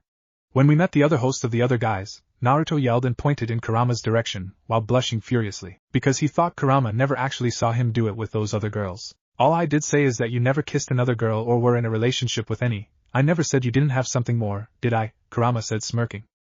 Music suggestion. The road continues. Naruto Shippuden OST. Sigh, you annoying overgrown fur ball, Naruto said with his arms behind his head and looking at Kurama with a wide grin on his face, which made Kurama grunt in annoyance because of the furball comment. Yeah, but you know you, Kurama tried saying but got interrupted when he saw Naruto extend his right fist to him with an annoying smile. Hey, you sure are something else, Naruto, Kurama thinks to himself, while bumping his right fist with Naruto's own with a smile. Thank you, Kurama, really, thank you a lot, Naruto said. Don't mention it. Besides, this can be good for both of you, Kurama said a bit mysteriously, which made Naruto tilt his head in confusion. Look, your right arm. You may not have noticed, but I did. You are absorbing Hashirama's cells and started regrowing your right arm. While the changes on her I don't know what are gonna be, to be honest, Kurama said, giving Naruto a hint on what he meant, which only made Naruto look at his arm surprised and started taking off the bandages to look at it. He noticed the surprised face on Naruto, and how his forearm was starting to regain its color. Slowly but surely in some time his arm will be fully his again. Ah, yada tabeo. Naruto shouted excitedly and fist pumping with his right hand. Well, I think you need to go back now. You've been here for about 3 minutes or so while your girlfriend keeps looking around for any enemies. See you both when you guys reach a decision, Kurama said while he started to lay down again, which made Naruto get closer to Kurama and pat the side Kurama's massive nose slowly. Then Naruto turned around and started walking away from Kurama. Always looking forward without taking a step back, right? Kurama thinks to himself while he closes his eyes to rest some more. WMUS. Crackle crackle was the distinctive sound of wood twigs burning on a campfire, while a meditating Naruto finally took one last breath and exhaled, signifying he was back on the real world. Opening his eyes, he noticed something that actually left him surprised, and that was the face of his girlfriend Hinata very close to his own, and she was looking at him with such intensity that actually made Naruto feel a little conscious. Hina, Naruto tried to say but was silenced mid-phrase by a sudden kiss from the rosy lips of Hinata on his own. He closed his eyes and returned the kiss slowly, knowing that it had been long since he last shared a kiss with her. Some seconds into the kiss he noticed though that Hinata suddenly was straddling his lap and her glove-covered arms were circling around his neck, bringing him closer to her and making each other bodies press together. He didn't resist and circled his arms around her hips just over her butt and started massaging her, slowly sliding his hand up and down her back into her butt, which made a little mewl of happiness leave from their throats together while their lips were still connected. He got surprised when he felt her tongue invade his mouth and started massaging his own, not letting her take advantage on him. He returned the favor, wrapping his own tongue with hers, deepening the kiss and bringing her even closer to him. After 10 seconds of intense deep kissing they separated from each other, gasping for breath, slowly pressing his forehead against hers. Naruto and Hinata kept looking at each other, neither said a thing. They closed their eyes and slowly but surely their lips started getting closer to each other, wanting to share another deep moment together. That actually was quite the intense kiss in my opinion.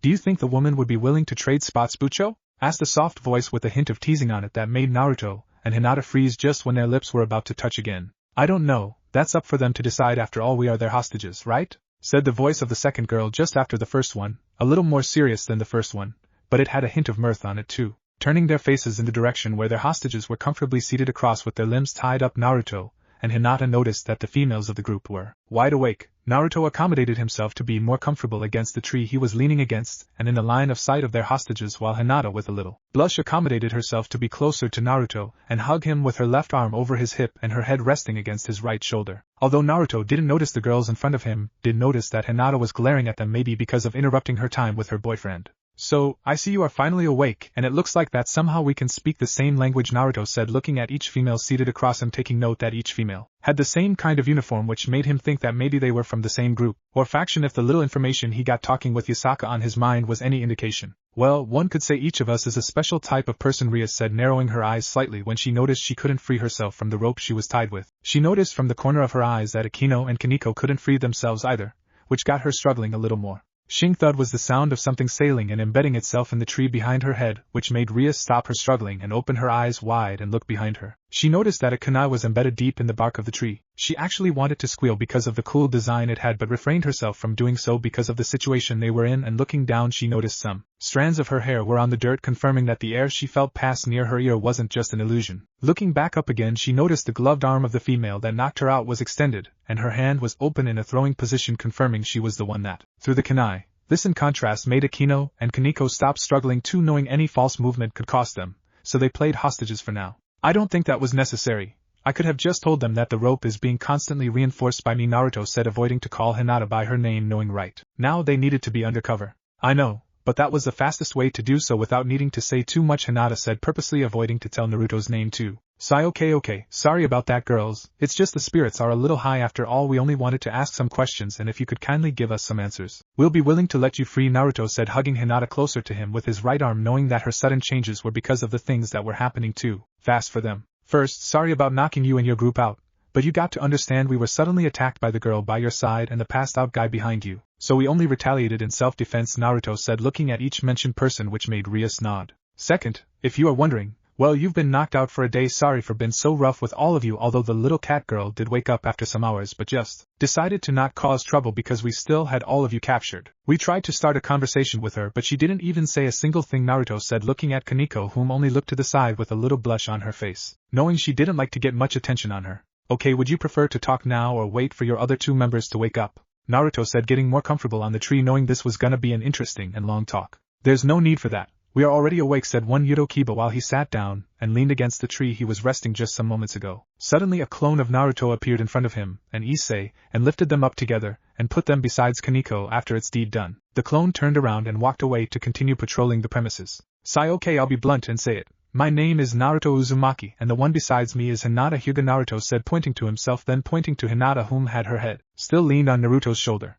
which somehow made Akino, Kaneko, and Rias twitch a little like she was insulting them, saying, "This is mine. Who are you guys? What are you? And which faction do you belong?" asked Naruto, making three simple questions which made all the members of the Gremry peerage stiffen a little. Why do you ask? And why give us your real names? Asked Rias, considering her options. She thought that maybe the guys in front of them were overconfident, or they had the power to actually back up their overconfidence. Deciding she didn't really like her options, she just chose to answer truthfully. Been honest? You guys withstood a little more blunt damage than what a normal civilian in our place could withstand, even though we were aiming to incapacitate and not to kill. To put it simple, you got us curious, Naruto said, looking a little sheepish, which made Hinata grab his left hand and squeeze it for support. Sai, I see. Well, from my left to my right are Akino Himejima, Rias Gremry, Kaneko Tojo, Kiba Yuto, and Issei Hyoto, and been honest too. We are devils and we belong to the devil faction, Rias said, which made each member of her peerage look at her a little surprised because of the easy information she gave of each member. I see, so that's why I could sense the same kind of energy in each of you. I'm curious, what were you guys doing in that ruined place? Asked Naruto as another clone of himself appeared from around the forest canopy with a huge deer over his shoulders and grinning widely, which surprised the Gremry group because of the size of the deer. Boss, I found food and some edible wild plants too, said the clone while it left the deer and the edible plants near the campfire and disappeared in a cloud of smoke. We were there trying to save Asia when you two bastards suddenly appeared out of nowhere and started touching her inappropriately. Where is she? Issei shouted, no longer being able to stay silent through all the interrogation. Touching her inappropriately? The fuck are you talking about? I sensed her and those weird rings on the floor pulsing slowly, so I tried to help her. Once I saw she was no longer in danger I left her alone. What do you take me for? A molester or something like that? Naruto said while he pointed with his right hand at Issei. Hinata having left his side to help another clone that brought some water and had taken out some cooking utensils Naruto had sealed in a scroll he had given her some seconds ago. Sai, look, I'm sorry if it looked that way to you, but I only helped her, I promise. Why do you guys think none of you are sore after the hits we gave you? Because we actually never meant any harm to you. If you are wondering where she is there, your friend Kaneko can confirm her status. Naruto pointed with his right thumb to the tent on the side that was open a little, showing a resting and well taken care of Asia. I see, sorry for the outburst, said Issei, looking a little embarrassed, because of the rushed conclusions he had in that moment. It's not a problem, although you guys did surprise us with the sudden ambush, so we only had to defend ourselves, Naruto said while the aroma of roasted deer started engulfing each of the senses of the persons around the campfire. Groan. This caused the 5 devils' stomach to growl loudly, which made them blush just now, feeling the single day without food or water come to them, which only made Naruto grin widely. Care to join us for dinner? There's plenty of food for all of us, Naruto said, pointing to the roasted deer over the fire. Meanwhile, Hinata just got back to Naruto with 2 plates full of roasted deer for each of them and gave one to him, while she took a seat next to him again and started eating slowly. Yes, thank you, said Rias, while another clone suddenly appeared in front of each of them with a kunai in one hand and a plate full of deer on the other, and released each member. With a swift slash of the kunai, each member took a plate with caution and started eating slowly, savoring the food, while Naruto and Hinata just served each other another full plate. Just why did you help her in the first place? Asked Rias after some minutes of contemplation and looking at Naruto and Hinata. Shrug. Why not? She was dying, needed help, so I just did the common thing, said Naruto, moving his shoulders up and down, which made Hinata look at him and smile softly. I see, Rias said, contemplating everything that has happened recently. Noticing her downcast look, Naruto was gonna say something. Look, we didn't actually want to harm you or any of you, to be honest. We got here on special circumstances and we don't know if we'll be able to return from where we came from, said Hinata while she leaned against Naruto, saying the words he wanted to say. Special circumstances? By the way, this is really good. Thank you for the food, asked Akino, finishing her plate of food and drinking a glass filled with water. Yeah, her cooking is amazing, right? That's why I once told her she was gonna be an amazing bride one day in the special circumstances. Sorry, can't tell for now, Naruto said, grinning widely while his arms were crossed behind his head, which made Hinata blush and look at him, smiling softly. I see, are you two by any chance a couple? And how long have you two been together, if it isn't too intrusive to ask, asked Rias while every member of her peerage looked at her, not recognizing the Rias in that moment. Yes, we are. As for how long, we are a new couple, to be honest, until the special circumstances came to bite us in the ass, sigh, Naruto said, remembering what actually brought them here in the first place. So what are you two actually? Asked Kiba, remembering how fast the two of them were, and how he got knocked out with a single punch. We are shinobi, or ninja if it is a known word, maybe? Said Naruto, telling their professions while Hinata nodded, confirming it. I see, is that why you two are dressed like that? Is it because that is your combat gear or something like that? Akino asked, noticing the different clothing each had, which only made Naruto and Hinata blink olishly. Well, to be honest, we were returning from a mission. We both had our combat gear, but after some weird events which included me saving my girlfriend from marrying an effeminate guy, we ended up like this, me having all my gear while she only has those clothes, Naruto said, not blinking at all, which only made Hinata look down, still remembering how she nearly did something really stupid by trying to stop Tonari by herself. Naruto-kun, Hinata tried to say. It's okay, Hinata, remember I told you there's no need to remember any of that. It's in the past now and we keep moving forward, right? Naruto said, which only made Hinata nod and get closer to him, showing that she really meant everything they said when they got back from the mission on the moon. Sorry to interrupt, but where are we actually?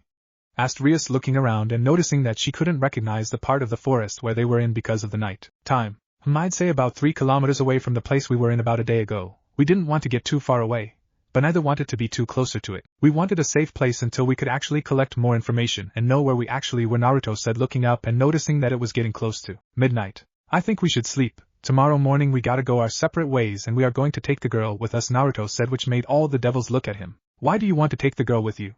Why not leave her with us? We actually went to that church to save her, Rias said, with her eyes narrowed slightly, knowing that if she let the girl go, then a potential useful sacred gear was going to slip from her grasp.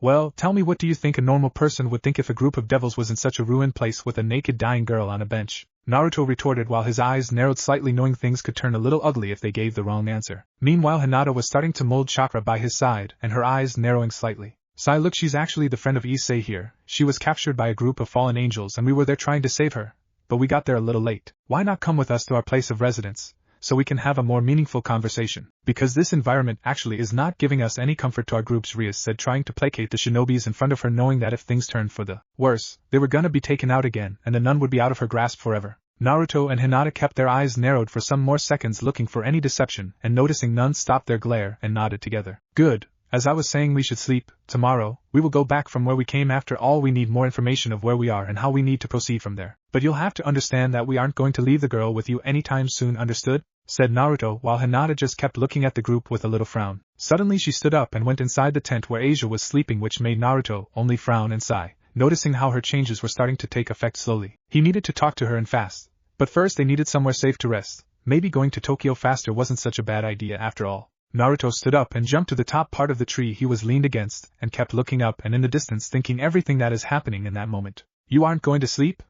Asked the curious Rias, noticing that Naruto was not going to sleep at all. Don't worry, I'll keep guard until the time we have to leave from here. You guys can use the other tent on that side to rest if you wish to do so, said Naruto, while he crossed his arms behind his head and kept looking in the distance. Chapter 3. A Messy Situation. Last time on What Makes Us Strong. A music suggestion, battle cry, Imagine Dragons. I am not that great to Bayo, Naruto said after some seconds, which only made Hinata giggle some more as they continued their jumping, getting even farther away from civilization, and from the place they once were in. Hi, my name is Kunu and I'm a kitsune yokai. Are you perhaps my papa? Asked Kunu in such an innocent tone while her tails were swinging from side to side, showing how excited she was to meet a new person. That made Yusaka blush and play with her fingers while she looked her daughter interact with the host of Kurama. Sai, I wish I could assure you that what you are saying is all true, my dear daughter, Hayashi said, looking at his youngest while he played with her long brown hair. But I can't, he whispered softly, getting the sleeping Hanabi closer to his chest and holding her softly but tightly while 3 lonely tears fell from his closed eyes inside the central dojo where they were seated in. Sai, okay, I'll be blunt and say it.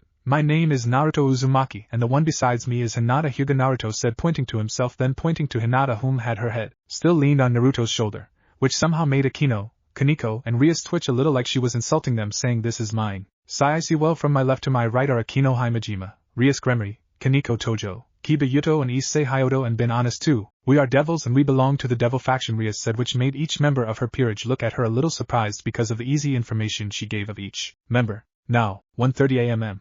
30 meters from camping zone inside the forest. Okay, now I'm really wondering if someone is really out there trying to get a piece of me or something like that. I mean, I don't care if it's against me, I can take it, no troubles. But getting my girlfriend and the person we saved involved in it, yeah. It's a big negative point in my opinion if you asked me, and I promise when I find the one responsible for my shitty luck I'm gonna kick his or her ass to kingdom come and beyond. Naruto thought to himself while he stood in the frog kumite in front of Hinata, whom was shielding an afraid-looking Asia. He narrowed his eyes in concentration, then felt another devil appear by his side, and taking a step back he saw the devil stumble in front of him with a fist extended. Taking advantage of the situation, Naruto enhanced his right palm with chakra and swung hard, hitting the side of the metal plate on the devil, which on contact made a hollow sound and a loud crack be heard all across the clearing of the forest they were in. Everyone saw the devil get sent sailing away unconscious and disappear inside the forest. Hinata, how many left now?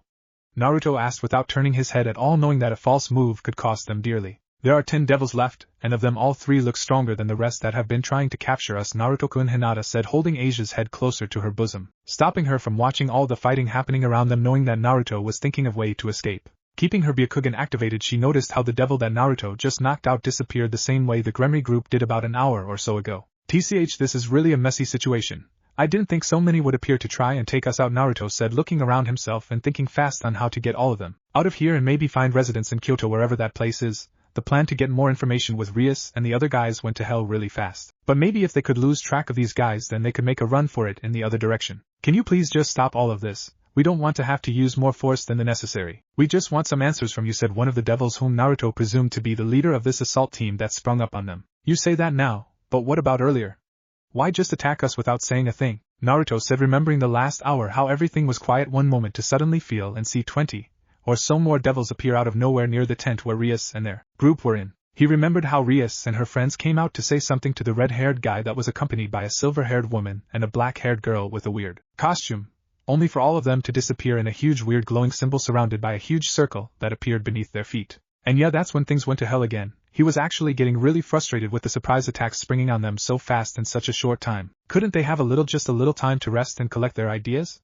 Was it too much to ask? Although I gotta admit that taking hostages in an unknown territory after arriving in said territory for only 3 minutes or so wasn't one of my most brilliant ideas. Even though I followed the normal rules of infiltration, sheesh, can't a single thing go right for once in my life? He thought, feeling really frustrated in that moment. Everyone stop, ordered the red-haired male that resembled a male Rias whom Naruto just now confirmed was the leader. The red-haired guy looked to be about 20 years old with shoulder-length crimson red hair and blue-green eyes the same color as Rias. He was wearing some kind of armor that covered the upper part of his body while a long cape was covering his back and sides, leaving it open to notice some kind of white suit, which Naruto presumed was his battle gear. Naruto noticed that the order instantly made the mood around the clearing change from a really tense one to a not-so-tense one. Can we please have a normal conversation now? We only want some answers to our questions. Nothing more, nothing less, said the leader again, trying to calm down the three humans in front of him, knowing that things weren't progressing at all. Why should we answer to you? After all, you appear, transport Rias and the others to who knows where, and then decide to attack me and involve the ones behind me. Even though one of them is still recovering from her injuries, asked Naruto, never letting his defensive position go, and narrowing his eyes, remembering how everything happened. We received information that Rias-sama and the members of her peerage didn't appear for a whole day from a worried friend of hers, until we finally could sense where she really was and aid her, said the woman on the red-haired man's right, who Naruto noticed was wearing a large blue dress with long sleeves that resembled some kind of maid outfit that hugged her form perfectly. He noticed a white maid headband was over her head and her hair was a subtle gray color that flows all the way down to her back, been held by a long braid on each side with small blue bows ending in twin braids. She had gray eyes and glossy red lipstick on her lips, which made her look elegant yet subtle at the same time. Overall, she was a real beauty that would make Ino and Sakura grit their teeth in jealousy. Achoo! Both Ino and Sakura suddenly sneezed loudly together inside the onsen. They were relaxing their muscles in that moment. Both looked at each other wondering why they did it but didn't find an actual reason. Shrugged it off and just continued relaxing, knowing that they need to attend the envoys and the persons that came that day for the funeral. How can I be sure that you aren't just trying to deceive us into false security? After all, who makes the persons they are worried about just suddenly disappear in order to attack everyone on site and capture it for interrogation later? Naruto said, knowing that his plan was already done. But the devils in front of him didn't need to know that, right? Hey, look at it our way, okay? Said the other female by the left side of the red-haired guy, who Naruto noticed was a beautiful girl looking in her late teens with black hair tied into twin tails and violet eyes. She was wearing a really tiny skirt that only covered part of her legs, but if she bends down then one could see beneath her clothes long pink stockings that covered until before it reached her mini skirt. Looking up, he noticed she had another pink shirt that was really small that only covered just below her breasts, leaving her slim stomach and belly button be seen for everyone. And finally, she was holding some kind of wand on her glove-covered hands. Overall, she looked childish with her outfit, although what got a sweat drop come down the side of his face were the way out-of-place large breasts she had for her childlike appearance. And what would be that way? Asked Naruto with a little curiosity, although he still was prepared for anything. He was the last thing Naruto heard from the childlike woman when suddenly everything around him felt really cold. Gasped Naruto-kun. Hinata said from behind the ice-covered Naruto, while she held a now intense shivering Asia closer. Knowing that she couldn't let the girl go to help her boyfriend, she needed to get the young woman somewhere safe if they wanted to get out of this messy situation. Hey, now that he's out of the way, grab the girls, we need to interrogate them for information, said one of the seven devils left with such a lusty voice that made Hinata activate her Byakugan and start gathering chakra on her limbs, knowing she won't just leave Naruto or the girl behind. Wait, 7, she just noticed, weren't they 10 just some seconds ago? There's no need for any more violence. We can just, Grafia tried to say, looking to her right only to stop, which made Sirzex and Seraphal look at her in wonder, then look at the direction where she was looking at and take notice of the same thing as Hinata did. Crack, crack, everyone turned their heads in surprise to where the frozen Naruto was. They saw how the ice that was supposed to hold him in place was cracking and steam was coming from the cracks until finally the ice shattered with such force that 4 very big fragments of ice went sailing to where the rest of the devils were and hit 4 of them, which made them pass out and seconds later disappeared in the same glowing circle, leaving the only last 3 devils standing being the gray-haired woman, the red-haired guy and the black-haired woman.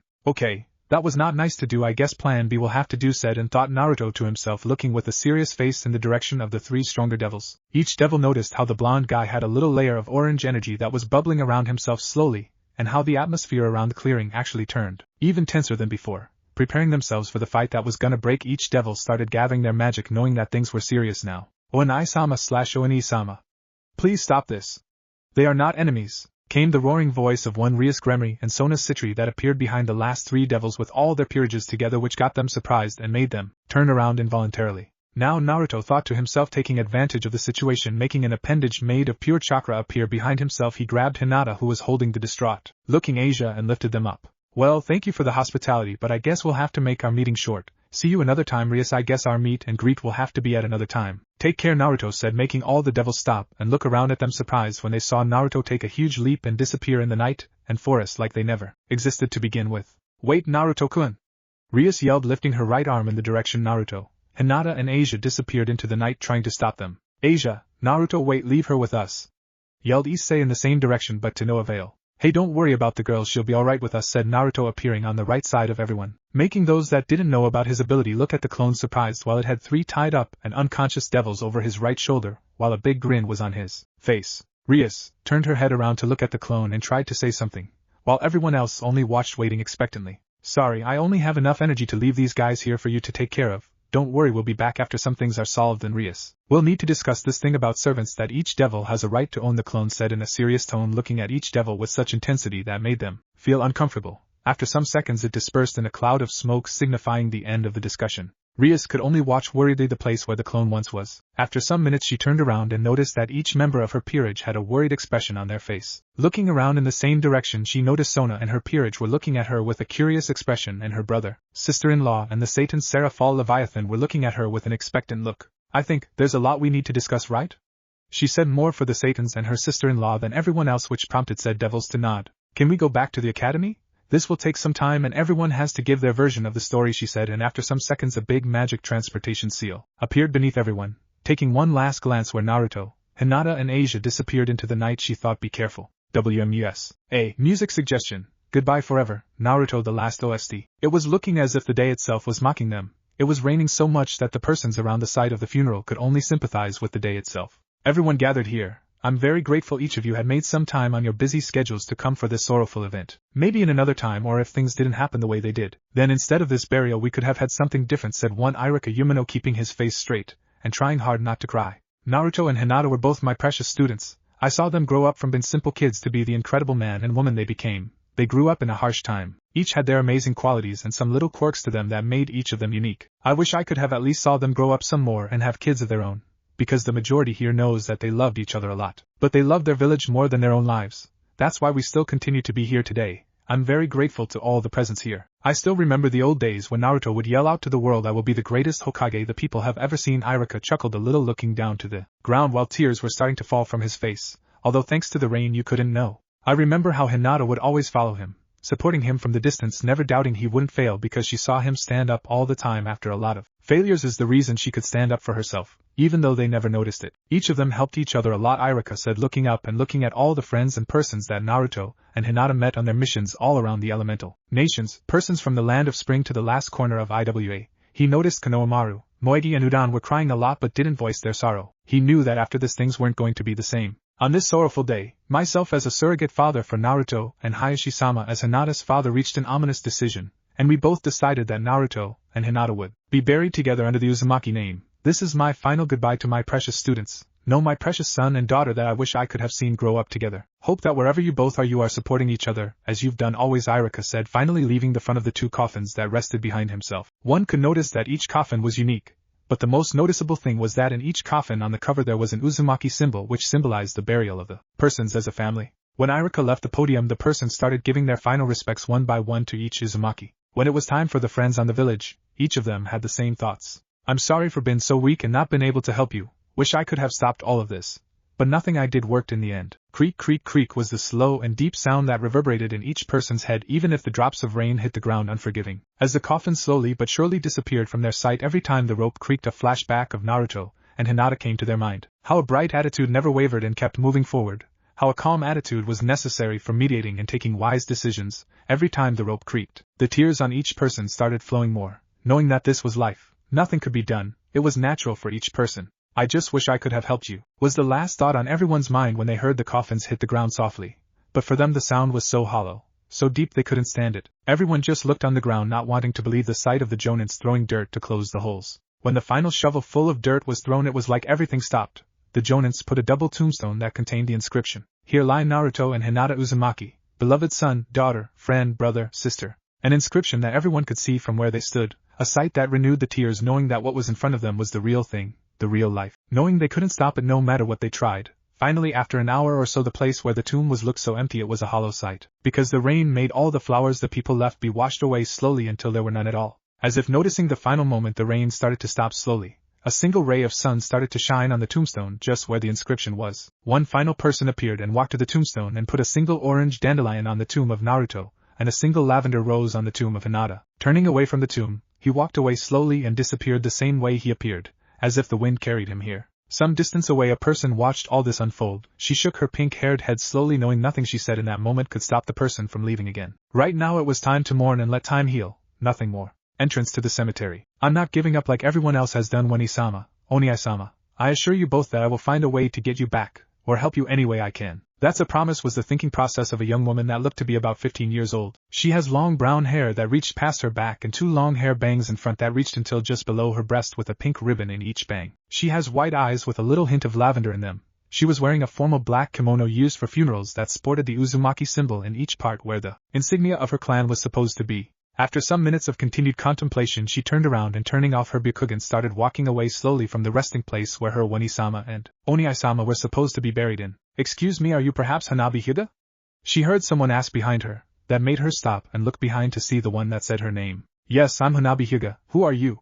She said, noticing the 2 figures behind her. Well, we wanted to talk to you about some important things, said the voice slowly, something that made the Hyuga a little suspicious of whom these persons were. Hey! Hanabi-chan! She heard in the direction she was walking before. She turned around and looked at the person that called her name. Line break. Hinata, are you and the girl up there alright? Asked Naruto in Kurama mode and looking to his right in the upper part where Hinata and Asia were sitting in the huge hand he made with his chakra. Knowing that this state was alerting sensors and everyone that could use chakra, he actually wanted to attract the attention of the yokai faction. Some time ago he asked Kurama if he sensed the chakra signatures of Isaka and Kunu, which he confirmed, but first they needed to get far away from the devils. He didn't want to push his good luck for the moment. Yes, Naruto-kun, and we are really far away from the devils. I can't see them anymore with my byakugan. I think we can stop and rest for now, said Hinata, noticing Naruto had been running non-stop to get her and the girl away from the devils for an hour or so, and knowing the girl needed to rest too. Okay, we will stop on that clearing over there, but after 15 minutes we will continue. We need to get someplace I know we can rest for some days at least. Until we can gather our thoughts, said Naruto as he appeared in the clearing. Not even seconds of mentioning it, he let Hinata and Asia down slowly. Letting his power-up go, Naruto took a seat in front of the lake that was in the clearing and started meditating while gathering natural chakra slowly. Asia just stood in the place where the blonde-haired man left her, not knowing what to actually say or do. She just looked around the clearing they were in. It was a beautiful clearing, trees surrounding a sparkling clear lake, while some night animals started gathering slowly around the clearing where Naruto started to meditate. She noticed the black-haired girl that was by her side got closer to where the blonde was and just kept looking at him as if she was in some sort of trance. After some seconds, Asia noticed that a lot of animals were gathering in front of where Naruto was, if she remembered his name right, while Hinata, if she remembered her name right, just kept looking at him without moving. After some second, Asia got surprised when she saw Hinata kneel down and get even closer to where Naruto was with his eyes closed. Asia involuntarily took a step ahead, wanting to actually see what was happening. What she saw got her surprised. She saw how Hinata lifted her right leg and straddled Naruto and put her arms around his neck.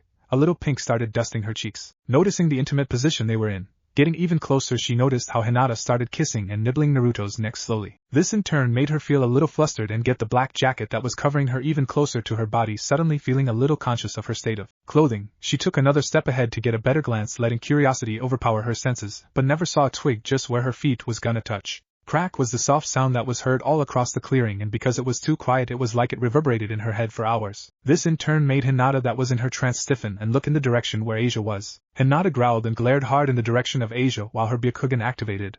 This in turn made Asia stiffen and take a step back, feeling that if she took another step forward then something was going to happen. The staring between the two women continued for about 5 more minutes, either of them moving a muscle, one because she was protecting what was her, while the other was frozen still in fear, not knowing what to actually do. Some seconds later, like magic, the tense atmosphere was broken when Hinata and Asia saw Naruto take a deep breath and release it slowly. When Hinata saw him open his eyes, she didn't wait and started kissing Naruto hungrily, while Asia only could continue watching, not knowing what to actually do in that situation. Some seconds into the kiss, Hinata forced Naruto into the ground and kept kissing him harder and deeper, while Asia could only watch on in embarrassment. All this happened when she saw they were starting to rub each other, making pleasured groans start to come out of the she couldn't help it. Eep was the cute sound Asia let out while she covered her eyes and knelt down, trying to cover and hide herself inside the big jacket she was wearing. This in turn made Naruto and Hinata freeze, and slowly each of them turned their head to look in the direction where Asia was. Hinata, on top of Naruto, only narrowed her eyes, while Naruto gave Asia a sheepish grin like saying sorry. Hee sorry about that, Naruto said in a tone that made Hinata and Asia stop what they were doing and look at him surprised. Well, with all that has been happening lately, Hinata and I haven't had the proper time to introduce us to you. And for that I apologize, said Naruto, still under Hinata. This in turn only made Hinata lay down on top of him and snuggle. Hinata, can you stand up?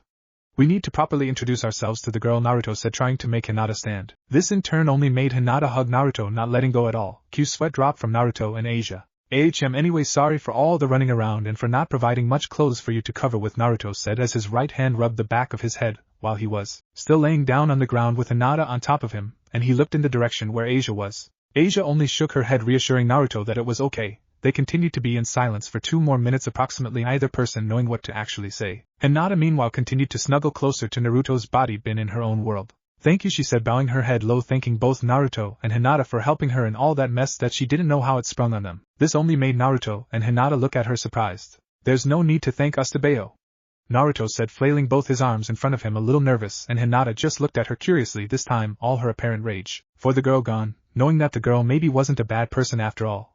While Asia kept her position, her forehead touching the grass in front of her. Standing up suddenly, Hinata walked where Asia was still bowing and looked at her with a contemplative look. Naruto just looked on how Hinata suddenly stopped in front of Asia, if he remembered her name right, as if checking her. After some seconds, Asia lifted her head slowly and, noticing Hinata in front of her, didn't move at all, not knowing what to do. Eep! Was the cute sound Naruto heard come from Asia when Hinata suddenly knelt down and hugged Asia very tight with such affection that it was as if he was looking at a mother and daughter hug, very cute and sexy mother and daughter if their state of clothing couldn't help it, which made him blush and turn his head to the side, knowing that this was a little private moment. Sniff sniff was the soft sound Naruto heard after some seconds. Turning his head back around to look in the direction where both Asia and Hinata were hugging, he noticed how Asia returned the hug with shaking hands as a few tears were escaping her eyes. Wah! Wah! Was the sound heard all around the clearing as Asia cried out loud while she hugged Hinata tightly. Naruto turned around and stood up. He walked to where Hinata and Asia were and hugged them both, knowing that Asia needed the support right now. This scene continued on for at least 3 more minutes until Asia slowly but surely stopped crying, while little trails of tears still continued to fall from her eyes. Sniff, sorry was all she said after all 3 of them separated, and she rubbed her eyes trying to clean up her tears. Both of them stopped her and rubbed her face slowly with a little smile on their faces. It's okay to cry when one feels pain, to let it go the moment you need it, because it isn't good to let it all bottle up inside you, Hinata said while she rubbed Asia's head softly, which elicited a small giggle of appreciation be heard from her. This in turn made Naruto smile softly, but after some seconds his face turned serious, and he looked around himself. Okay girls, I think we need to keep moving. I talked to Kurama and we think that if we continue at the pace we are going, then we can be in Kyoto in the morning, Naruto said, taking notice of each girl expression. After some seconds both Hinata and Asia nodded slowly. Don't worry, I know a high-standing person in Kyoto. She offered to hide us to let us gather our ideas until we can figure out how to proceed. I actually wanted to tell you this before, Hinata, but with the things as they were, well, you know, I had to take a quick decision, Naruto said, looking at Hinata intently, waiting for her answer. It's okay, Naruto-kun, I trust your judgment. I will go wherever you want us to go, but I don't know about little Asia here, Hinata said, looking at Asia intently, waiting for her to give her opinion. I think it's okay. I can't remember anything besides dying in that church, Asia said, trying hard to remember anything. Wait, you don't remember a group of devils going to that abandoned place rescue you? Naruto asked, a little concerned for her, thinking that maybe Rias and the others lied to him. Remembering the information his clone gathered from the 3 captured devils about the peerage system, that word made him really want to rip a new one to the guy or girl that came up with such a horrible idea in his mind. No, I'm sorry, I don't remember anything. Just feeling like my body hurt so much and asking for help from anyone to save me, Asia shook her head slowly, while Hinata hugged her tighter as she narrowed her eyes. But what about the devil called Issei Hyodo? Do you remember him? He said he was your friend, Naruto asked, now really wondering if things were as he thought. He didn't want to believe so. But if they actually went inside the church to try and force Asia to be on the peerage of Rias, then they were going to have a really serious discussion when they meet up again. But first they'll need to find refuge in Kyoto, then the pieces could begin to fall into place in this unsolved puzzle. I'm sorry, I don't know anyone with that name, and if I had a friend then I wouldn't forget him or her, because then that person would have been my first friend ever, Asia said, shaking her head and whispered the last part, trying to hide that fact. But Naruto and Hinata, noticing and hearing this, looked at each other and nodded affirmatively. Hey Asia-chan, Naruto asked, making her look at him. Would you like us to be your first friends? Hinata asked after Naruto, which made Asia look at her with wide eyes, as little tears started to shine on her eyes again. Really? Asia asked with a little tremble of her lips, which both Naruto and Hinata found cute. Both nodded to her, which made her smile very wide. I would like that a lot, Naruto-kun, Hinata-san, Asia said as a few tears rolled down her cheeks, which made both Naruto and Hinata hug her again. I promise I won't let them touch you at all, Asia, both Naruto and Hinata thought together while they tightened their hold on Asia, which made her feel a little flustered because of the affectionate gesture. Okay girls, time to move, we need to reach Kyoto fast, Naruto said as the golden chakra of Kurama mode surrounded him again. Be ready, the ride till we reach there will be a little rough, Naruto said as an appendage of chakra held each girl on the upper part of each side of him. Okay Naruto-kun, both Hinata and Asia said together, which made them look at each other a little surprised, but after some seconds each of them sent each other a soft smile, and nodded. Yash! Was the last sound heard in the clearing as a little cloud of dust was left behind where Naruto, Hinata and Asia were last seen. Line break. There it is again. that powerful source of energy, moving fast was the thought process of a young girl that was floating around a myriad of different colors around her. Even thought her thinking process was that she kept looking ahead at the big figure in the distance with an emotionless face. Kuroka was the only word she said, and after some seconds a female figure appeared in a magic circle just beneath where she was floating, standing at attention on the soft ground. Beneath her, "You, search source of energy," was the only sentence the emotionless girl said as she continued staring in the direction where the big figure was. Looking closer, one could identify the big figure as a great dragon, and its color was a crimson one. "Can I see how Chiron-chan is doing?"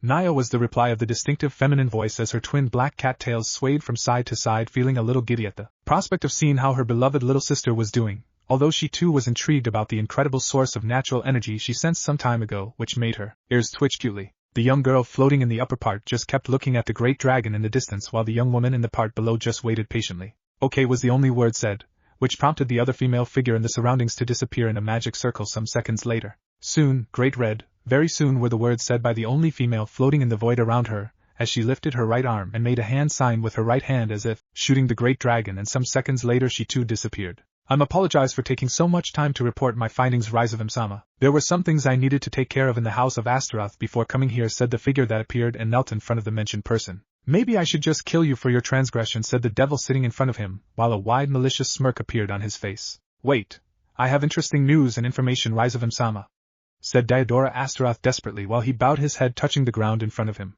"Oh, and what would that be?" asked Rizavim, a little intrigued on what the low pawn in front of him could have possibly found interesting. "Well, something that is not of this world happened while I was waiting for my chance to enact a little plan of mine," I had started saying Diodora as he lifted his head slowly, looking where Rizavim was holding a gold cup filled with wine as he kept the smirk on his face. "Oh, I hope it is interesting as you put it to let you live to die another day," said Rizavim while he took a sip of his cup slowly. "It is," said Diodora, while he smiled nervously at Rizavim, knowing that he could live another day to fulfill his objectives about Asia. Line break. Music suggestion. What I've done, Linkin Park. Wait. So you are telling me that this Naruto guy and his girlfriend Hinata appeared out of nowhere in a magic circle and knocked all of you out just because they wanted to interrogate all of you?" asked one Surzex Lucifer with incredulity laced in his tone of voice as a single eyebrow was raised on his features. Although after watching the same guy just knock out 17 of his most trusted devil guards of the devil army without breaking a sweat and even withstand Seraphal's imprisonment, he didn't doubt his strength. But what actually made him even consider attacking them in the first place, because been honest, that his guards were knocked out was his own fault for letting his emotions take control of him and ordering to attack everything on sight to incapacitate and interrogate later. "Well, it was kinda my fault, sir. I apologize for it," said Issei, bowing his head low while standing at attention, feeling very nervous in front of the boss of his boss, whom was apparently the big brother of his boss to boot. Yeah, things weren't looking very good for him tonight. "I see, so you are the new reincarnated pawn that took all of Riastan 8 pawn pieces and whom was just introduced to the devil world, Hyodo Issei-kun, am I right?" Surzex asked as he centered his gaze on the nervous-looking reincarnated devil. This in turn made Issei stand even more rigid than he was before. He nodded nervously while a little trail of sweat ran down the side of his head. "Care to put to rest some doubts I'm having right now?" said Surzex in such a jovial tone that made all the devils around him tense up, knowing he wasn't messing around in that moment. "Why yes sir," he said, feeling really nervous. What were Rias and her peerage doing in an abandoned church, knowing that is forbidden land for us devils? Surzex asked while he sipped from a wooden cup filled with hot tea that Akino served to him some minutes ago. He crossed his right leg over his left one as he waited for Issei to explain everything. "Oni-sama," Rias tried to say but was interrupted mid-sentence by the raised left hand of her brother. "Rias Gremry, please allow your pawn Issei Hyodo to explain. The moment I ask for your input into the conversation, then I shall ask for you to do so. Do I make myself clear?" Surzex asked, knowing and having heard each version from each of the peerages and kings of each peerage in front of him. But something didn't quite fit the puzzle that just appeared in front of him, and he wanted the answers for it. He was worried about his little sister, and this was his way of showing such affection to her, even if it meant being the mean big brother. Rias for her part could only nod gravely as she rested her head against her interlaced hands in front of her, ironically, praying for nothing bad to happen. "Sir, yes sir. Rias-sama, Akino-sama, Kiba-senpai and Kaneko-senpai and myself were all in the church trying to rescue a friend," Issei said, never leaving his rigid posture. "I see, and I assume this friend you are talking about is the one named Asia that left with both Naruto-san and Hinata-san, am I right?" Surzex said as his semblance turned a little more serious. "Sir, yes sir. We were there to rescue her because she was kidnapped by the fallen angels that were hiding there in the first place, which elicited the start of a brawl between all of us, and we won, but we were too late, and she was dead. That's when both Naruto and Hinata appeared and revived her," Issei said, never taking notice how when he said the part about fallen angels hiding in devil territory, Surzex, Graphia and Seraphal all narrowed their eyes, knowing this was a bold move coming from Azazel, But the devils in front of them didn't need to know that. For her part, Rias and Sona felt their body very heavy the moment the words left the mouth of Issei, and started sweating when both of them saw all of the ultimate class devils in front of them narrow their eyes together. Surzek-sama, if I may, Sona tried to say to save somehow the messy situation they just got themselves involved in. But a sharp glance from her sister Serafal made her close her mouth and not say a thing. I see. Please answer honestly, this girl called Asia. Is she a normal human or does she belong to any specific faction? Surzek said as he let his right leg fall down and hit the floor softly while he crossed his left one over his right one and sipped the tea again, slowly savoring its calming flavor that he actually needed that moment. Hearing the question, Issei was debating with himself whether to answer honestly and say she was a nun or just try to lie to the powerful devils in front of him. Seeing the serious face each devil had, he just trashed the idea of lying, knowing that nothing good will come from it. Sir, she's a nun, sir. To be more precise, she's an excommunicated nun from the church, Issei said, trying to save some face somehow. I see. Did she have any relationship with the fallen angels to begin with? Surzek asked, putting down his finished cup of tea on the little nightstand right beside the couch he was sitting on with such a soft thud that actually reverberated really loud inside each king's head. Crossing his arms over his chest, he changed the position of his legs again, waiting for the pawn to answer. The question itself made Issei sweat and be even more nervous than before. Sir, Issei tried to say, remembering how all the mess in the church started, how he met Asia and left her on the entrance of the church, to later find her in the night as she helped the maniac named Fried Selzen and discover she was working with the fallen, to then later know what actually happened, how she got excommunicated and how she became the hostage of the fallen angels. Yes, sir, Issei said softly as he looked down, knowing that if he tried to lie he would be discovered instantly. I see. I trust you did tell your pawn like how you told everyone else in your peerage how the balance of the three Bible factions is hanging on a thread right now. Am I correct, Rias Gremory? Surzek said, looking at Rias, who only nodded slowly, not trusting her voice in that moment. Please answer properly, Rias-sama, said Grafia in such a cold tone that actually made all of the co-devils in front shiver because of it. Sir, yes sir, was the soft replay that came from Rias as she looked up and answered, knowing that things could get even messier if she didn't start acting as the king she was supposed to be. I see. Well, in that case I need to make some adjustments to your living here in Ko Academy, Surzek said, standing up with his arms crossed. Oni-sama, please wait.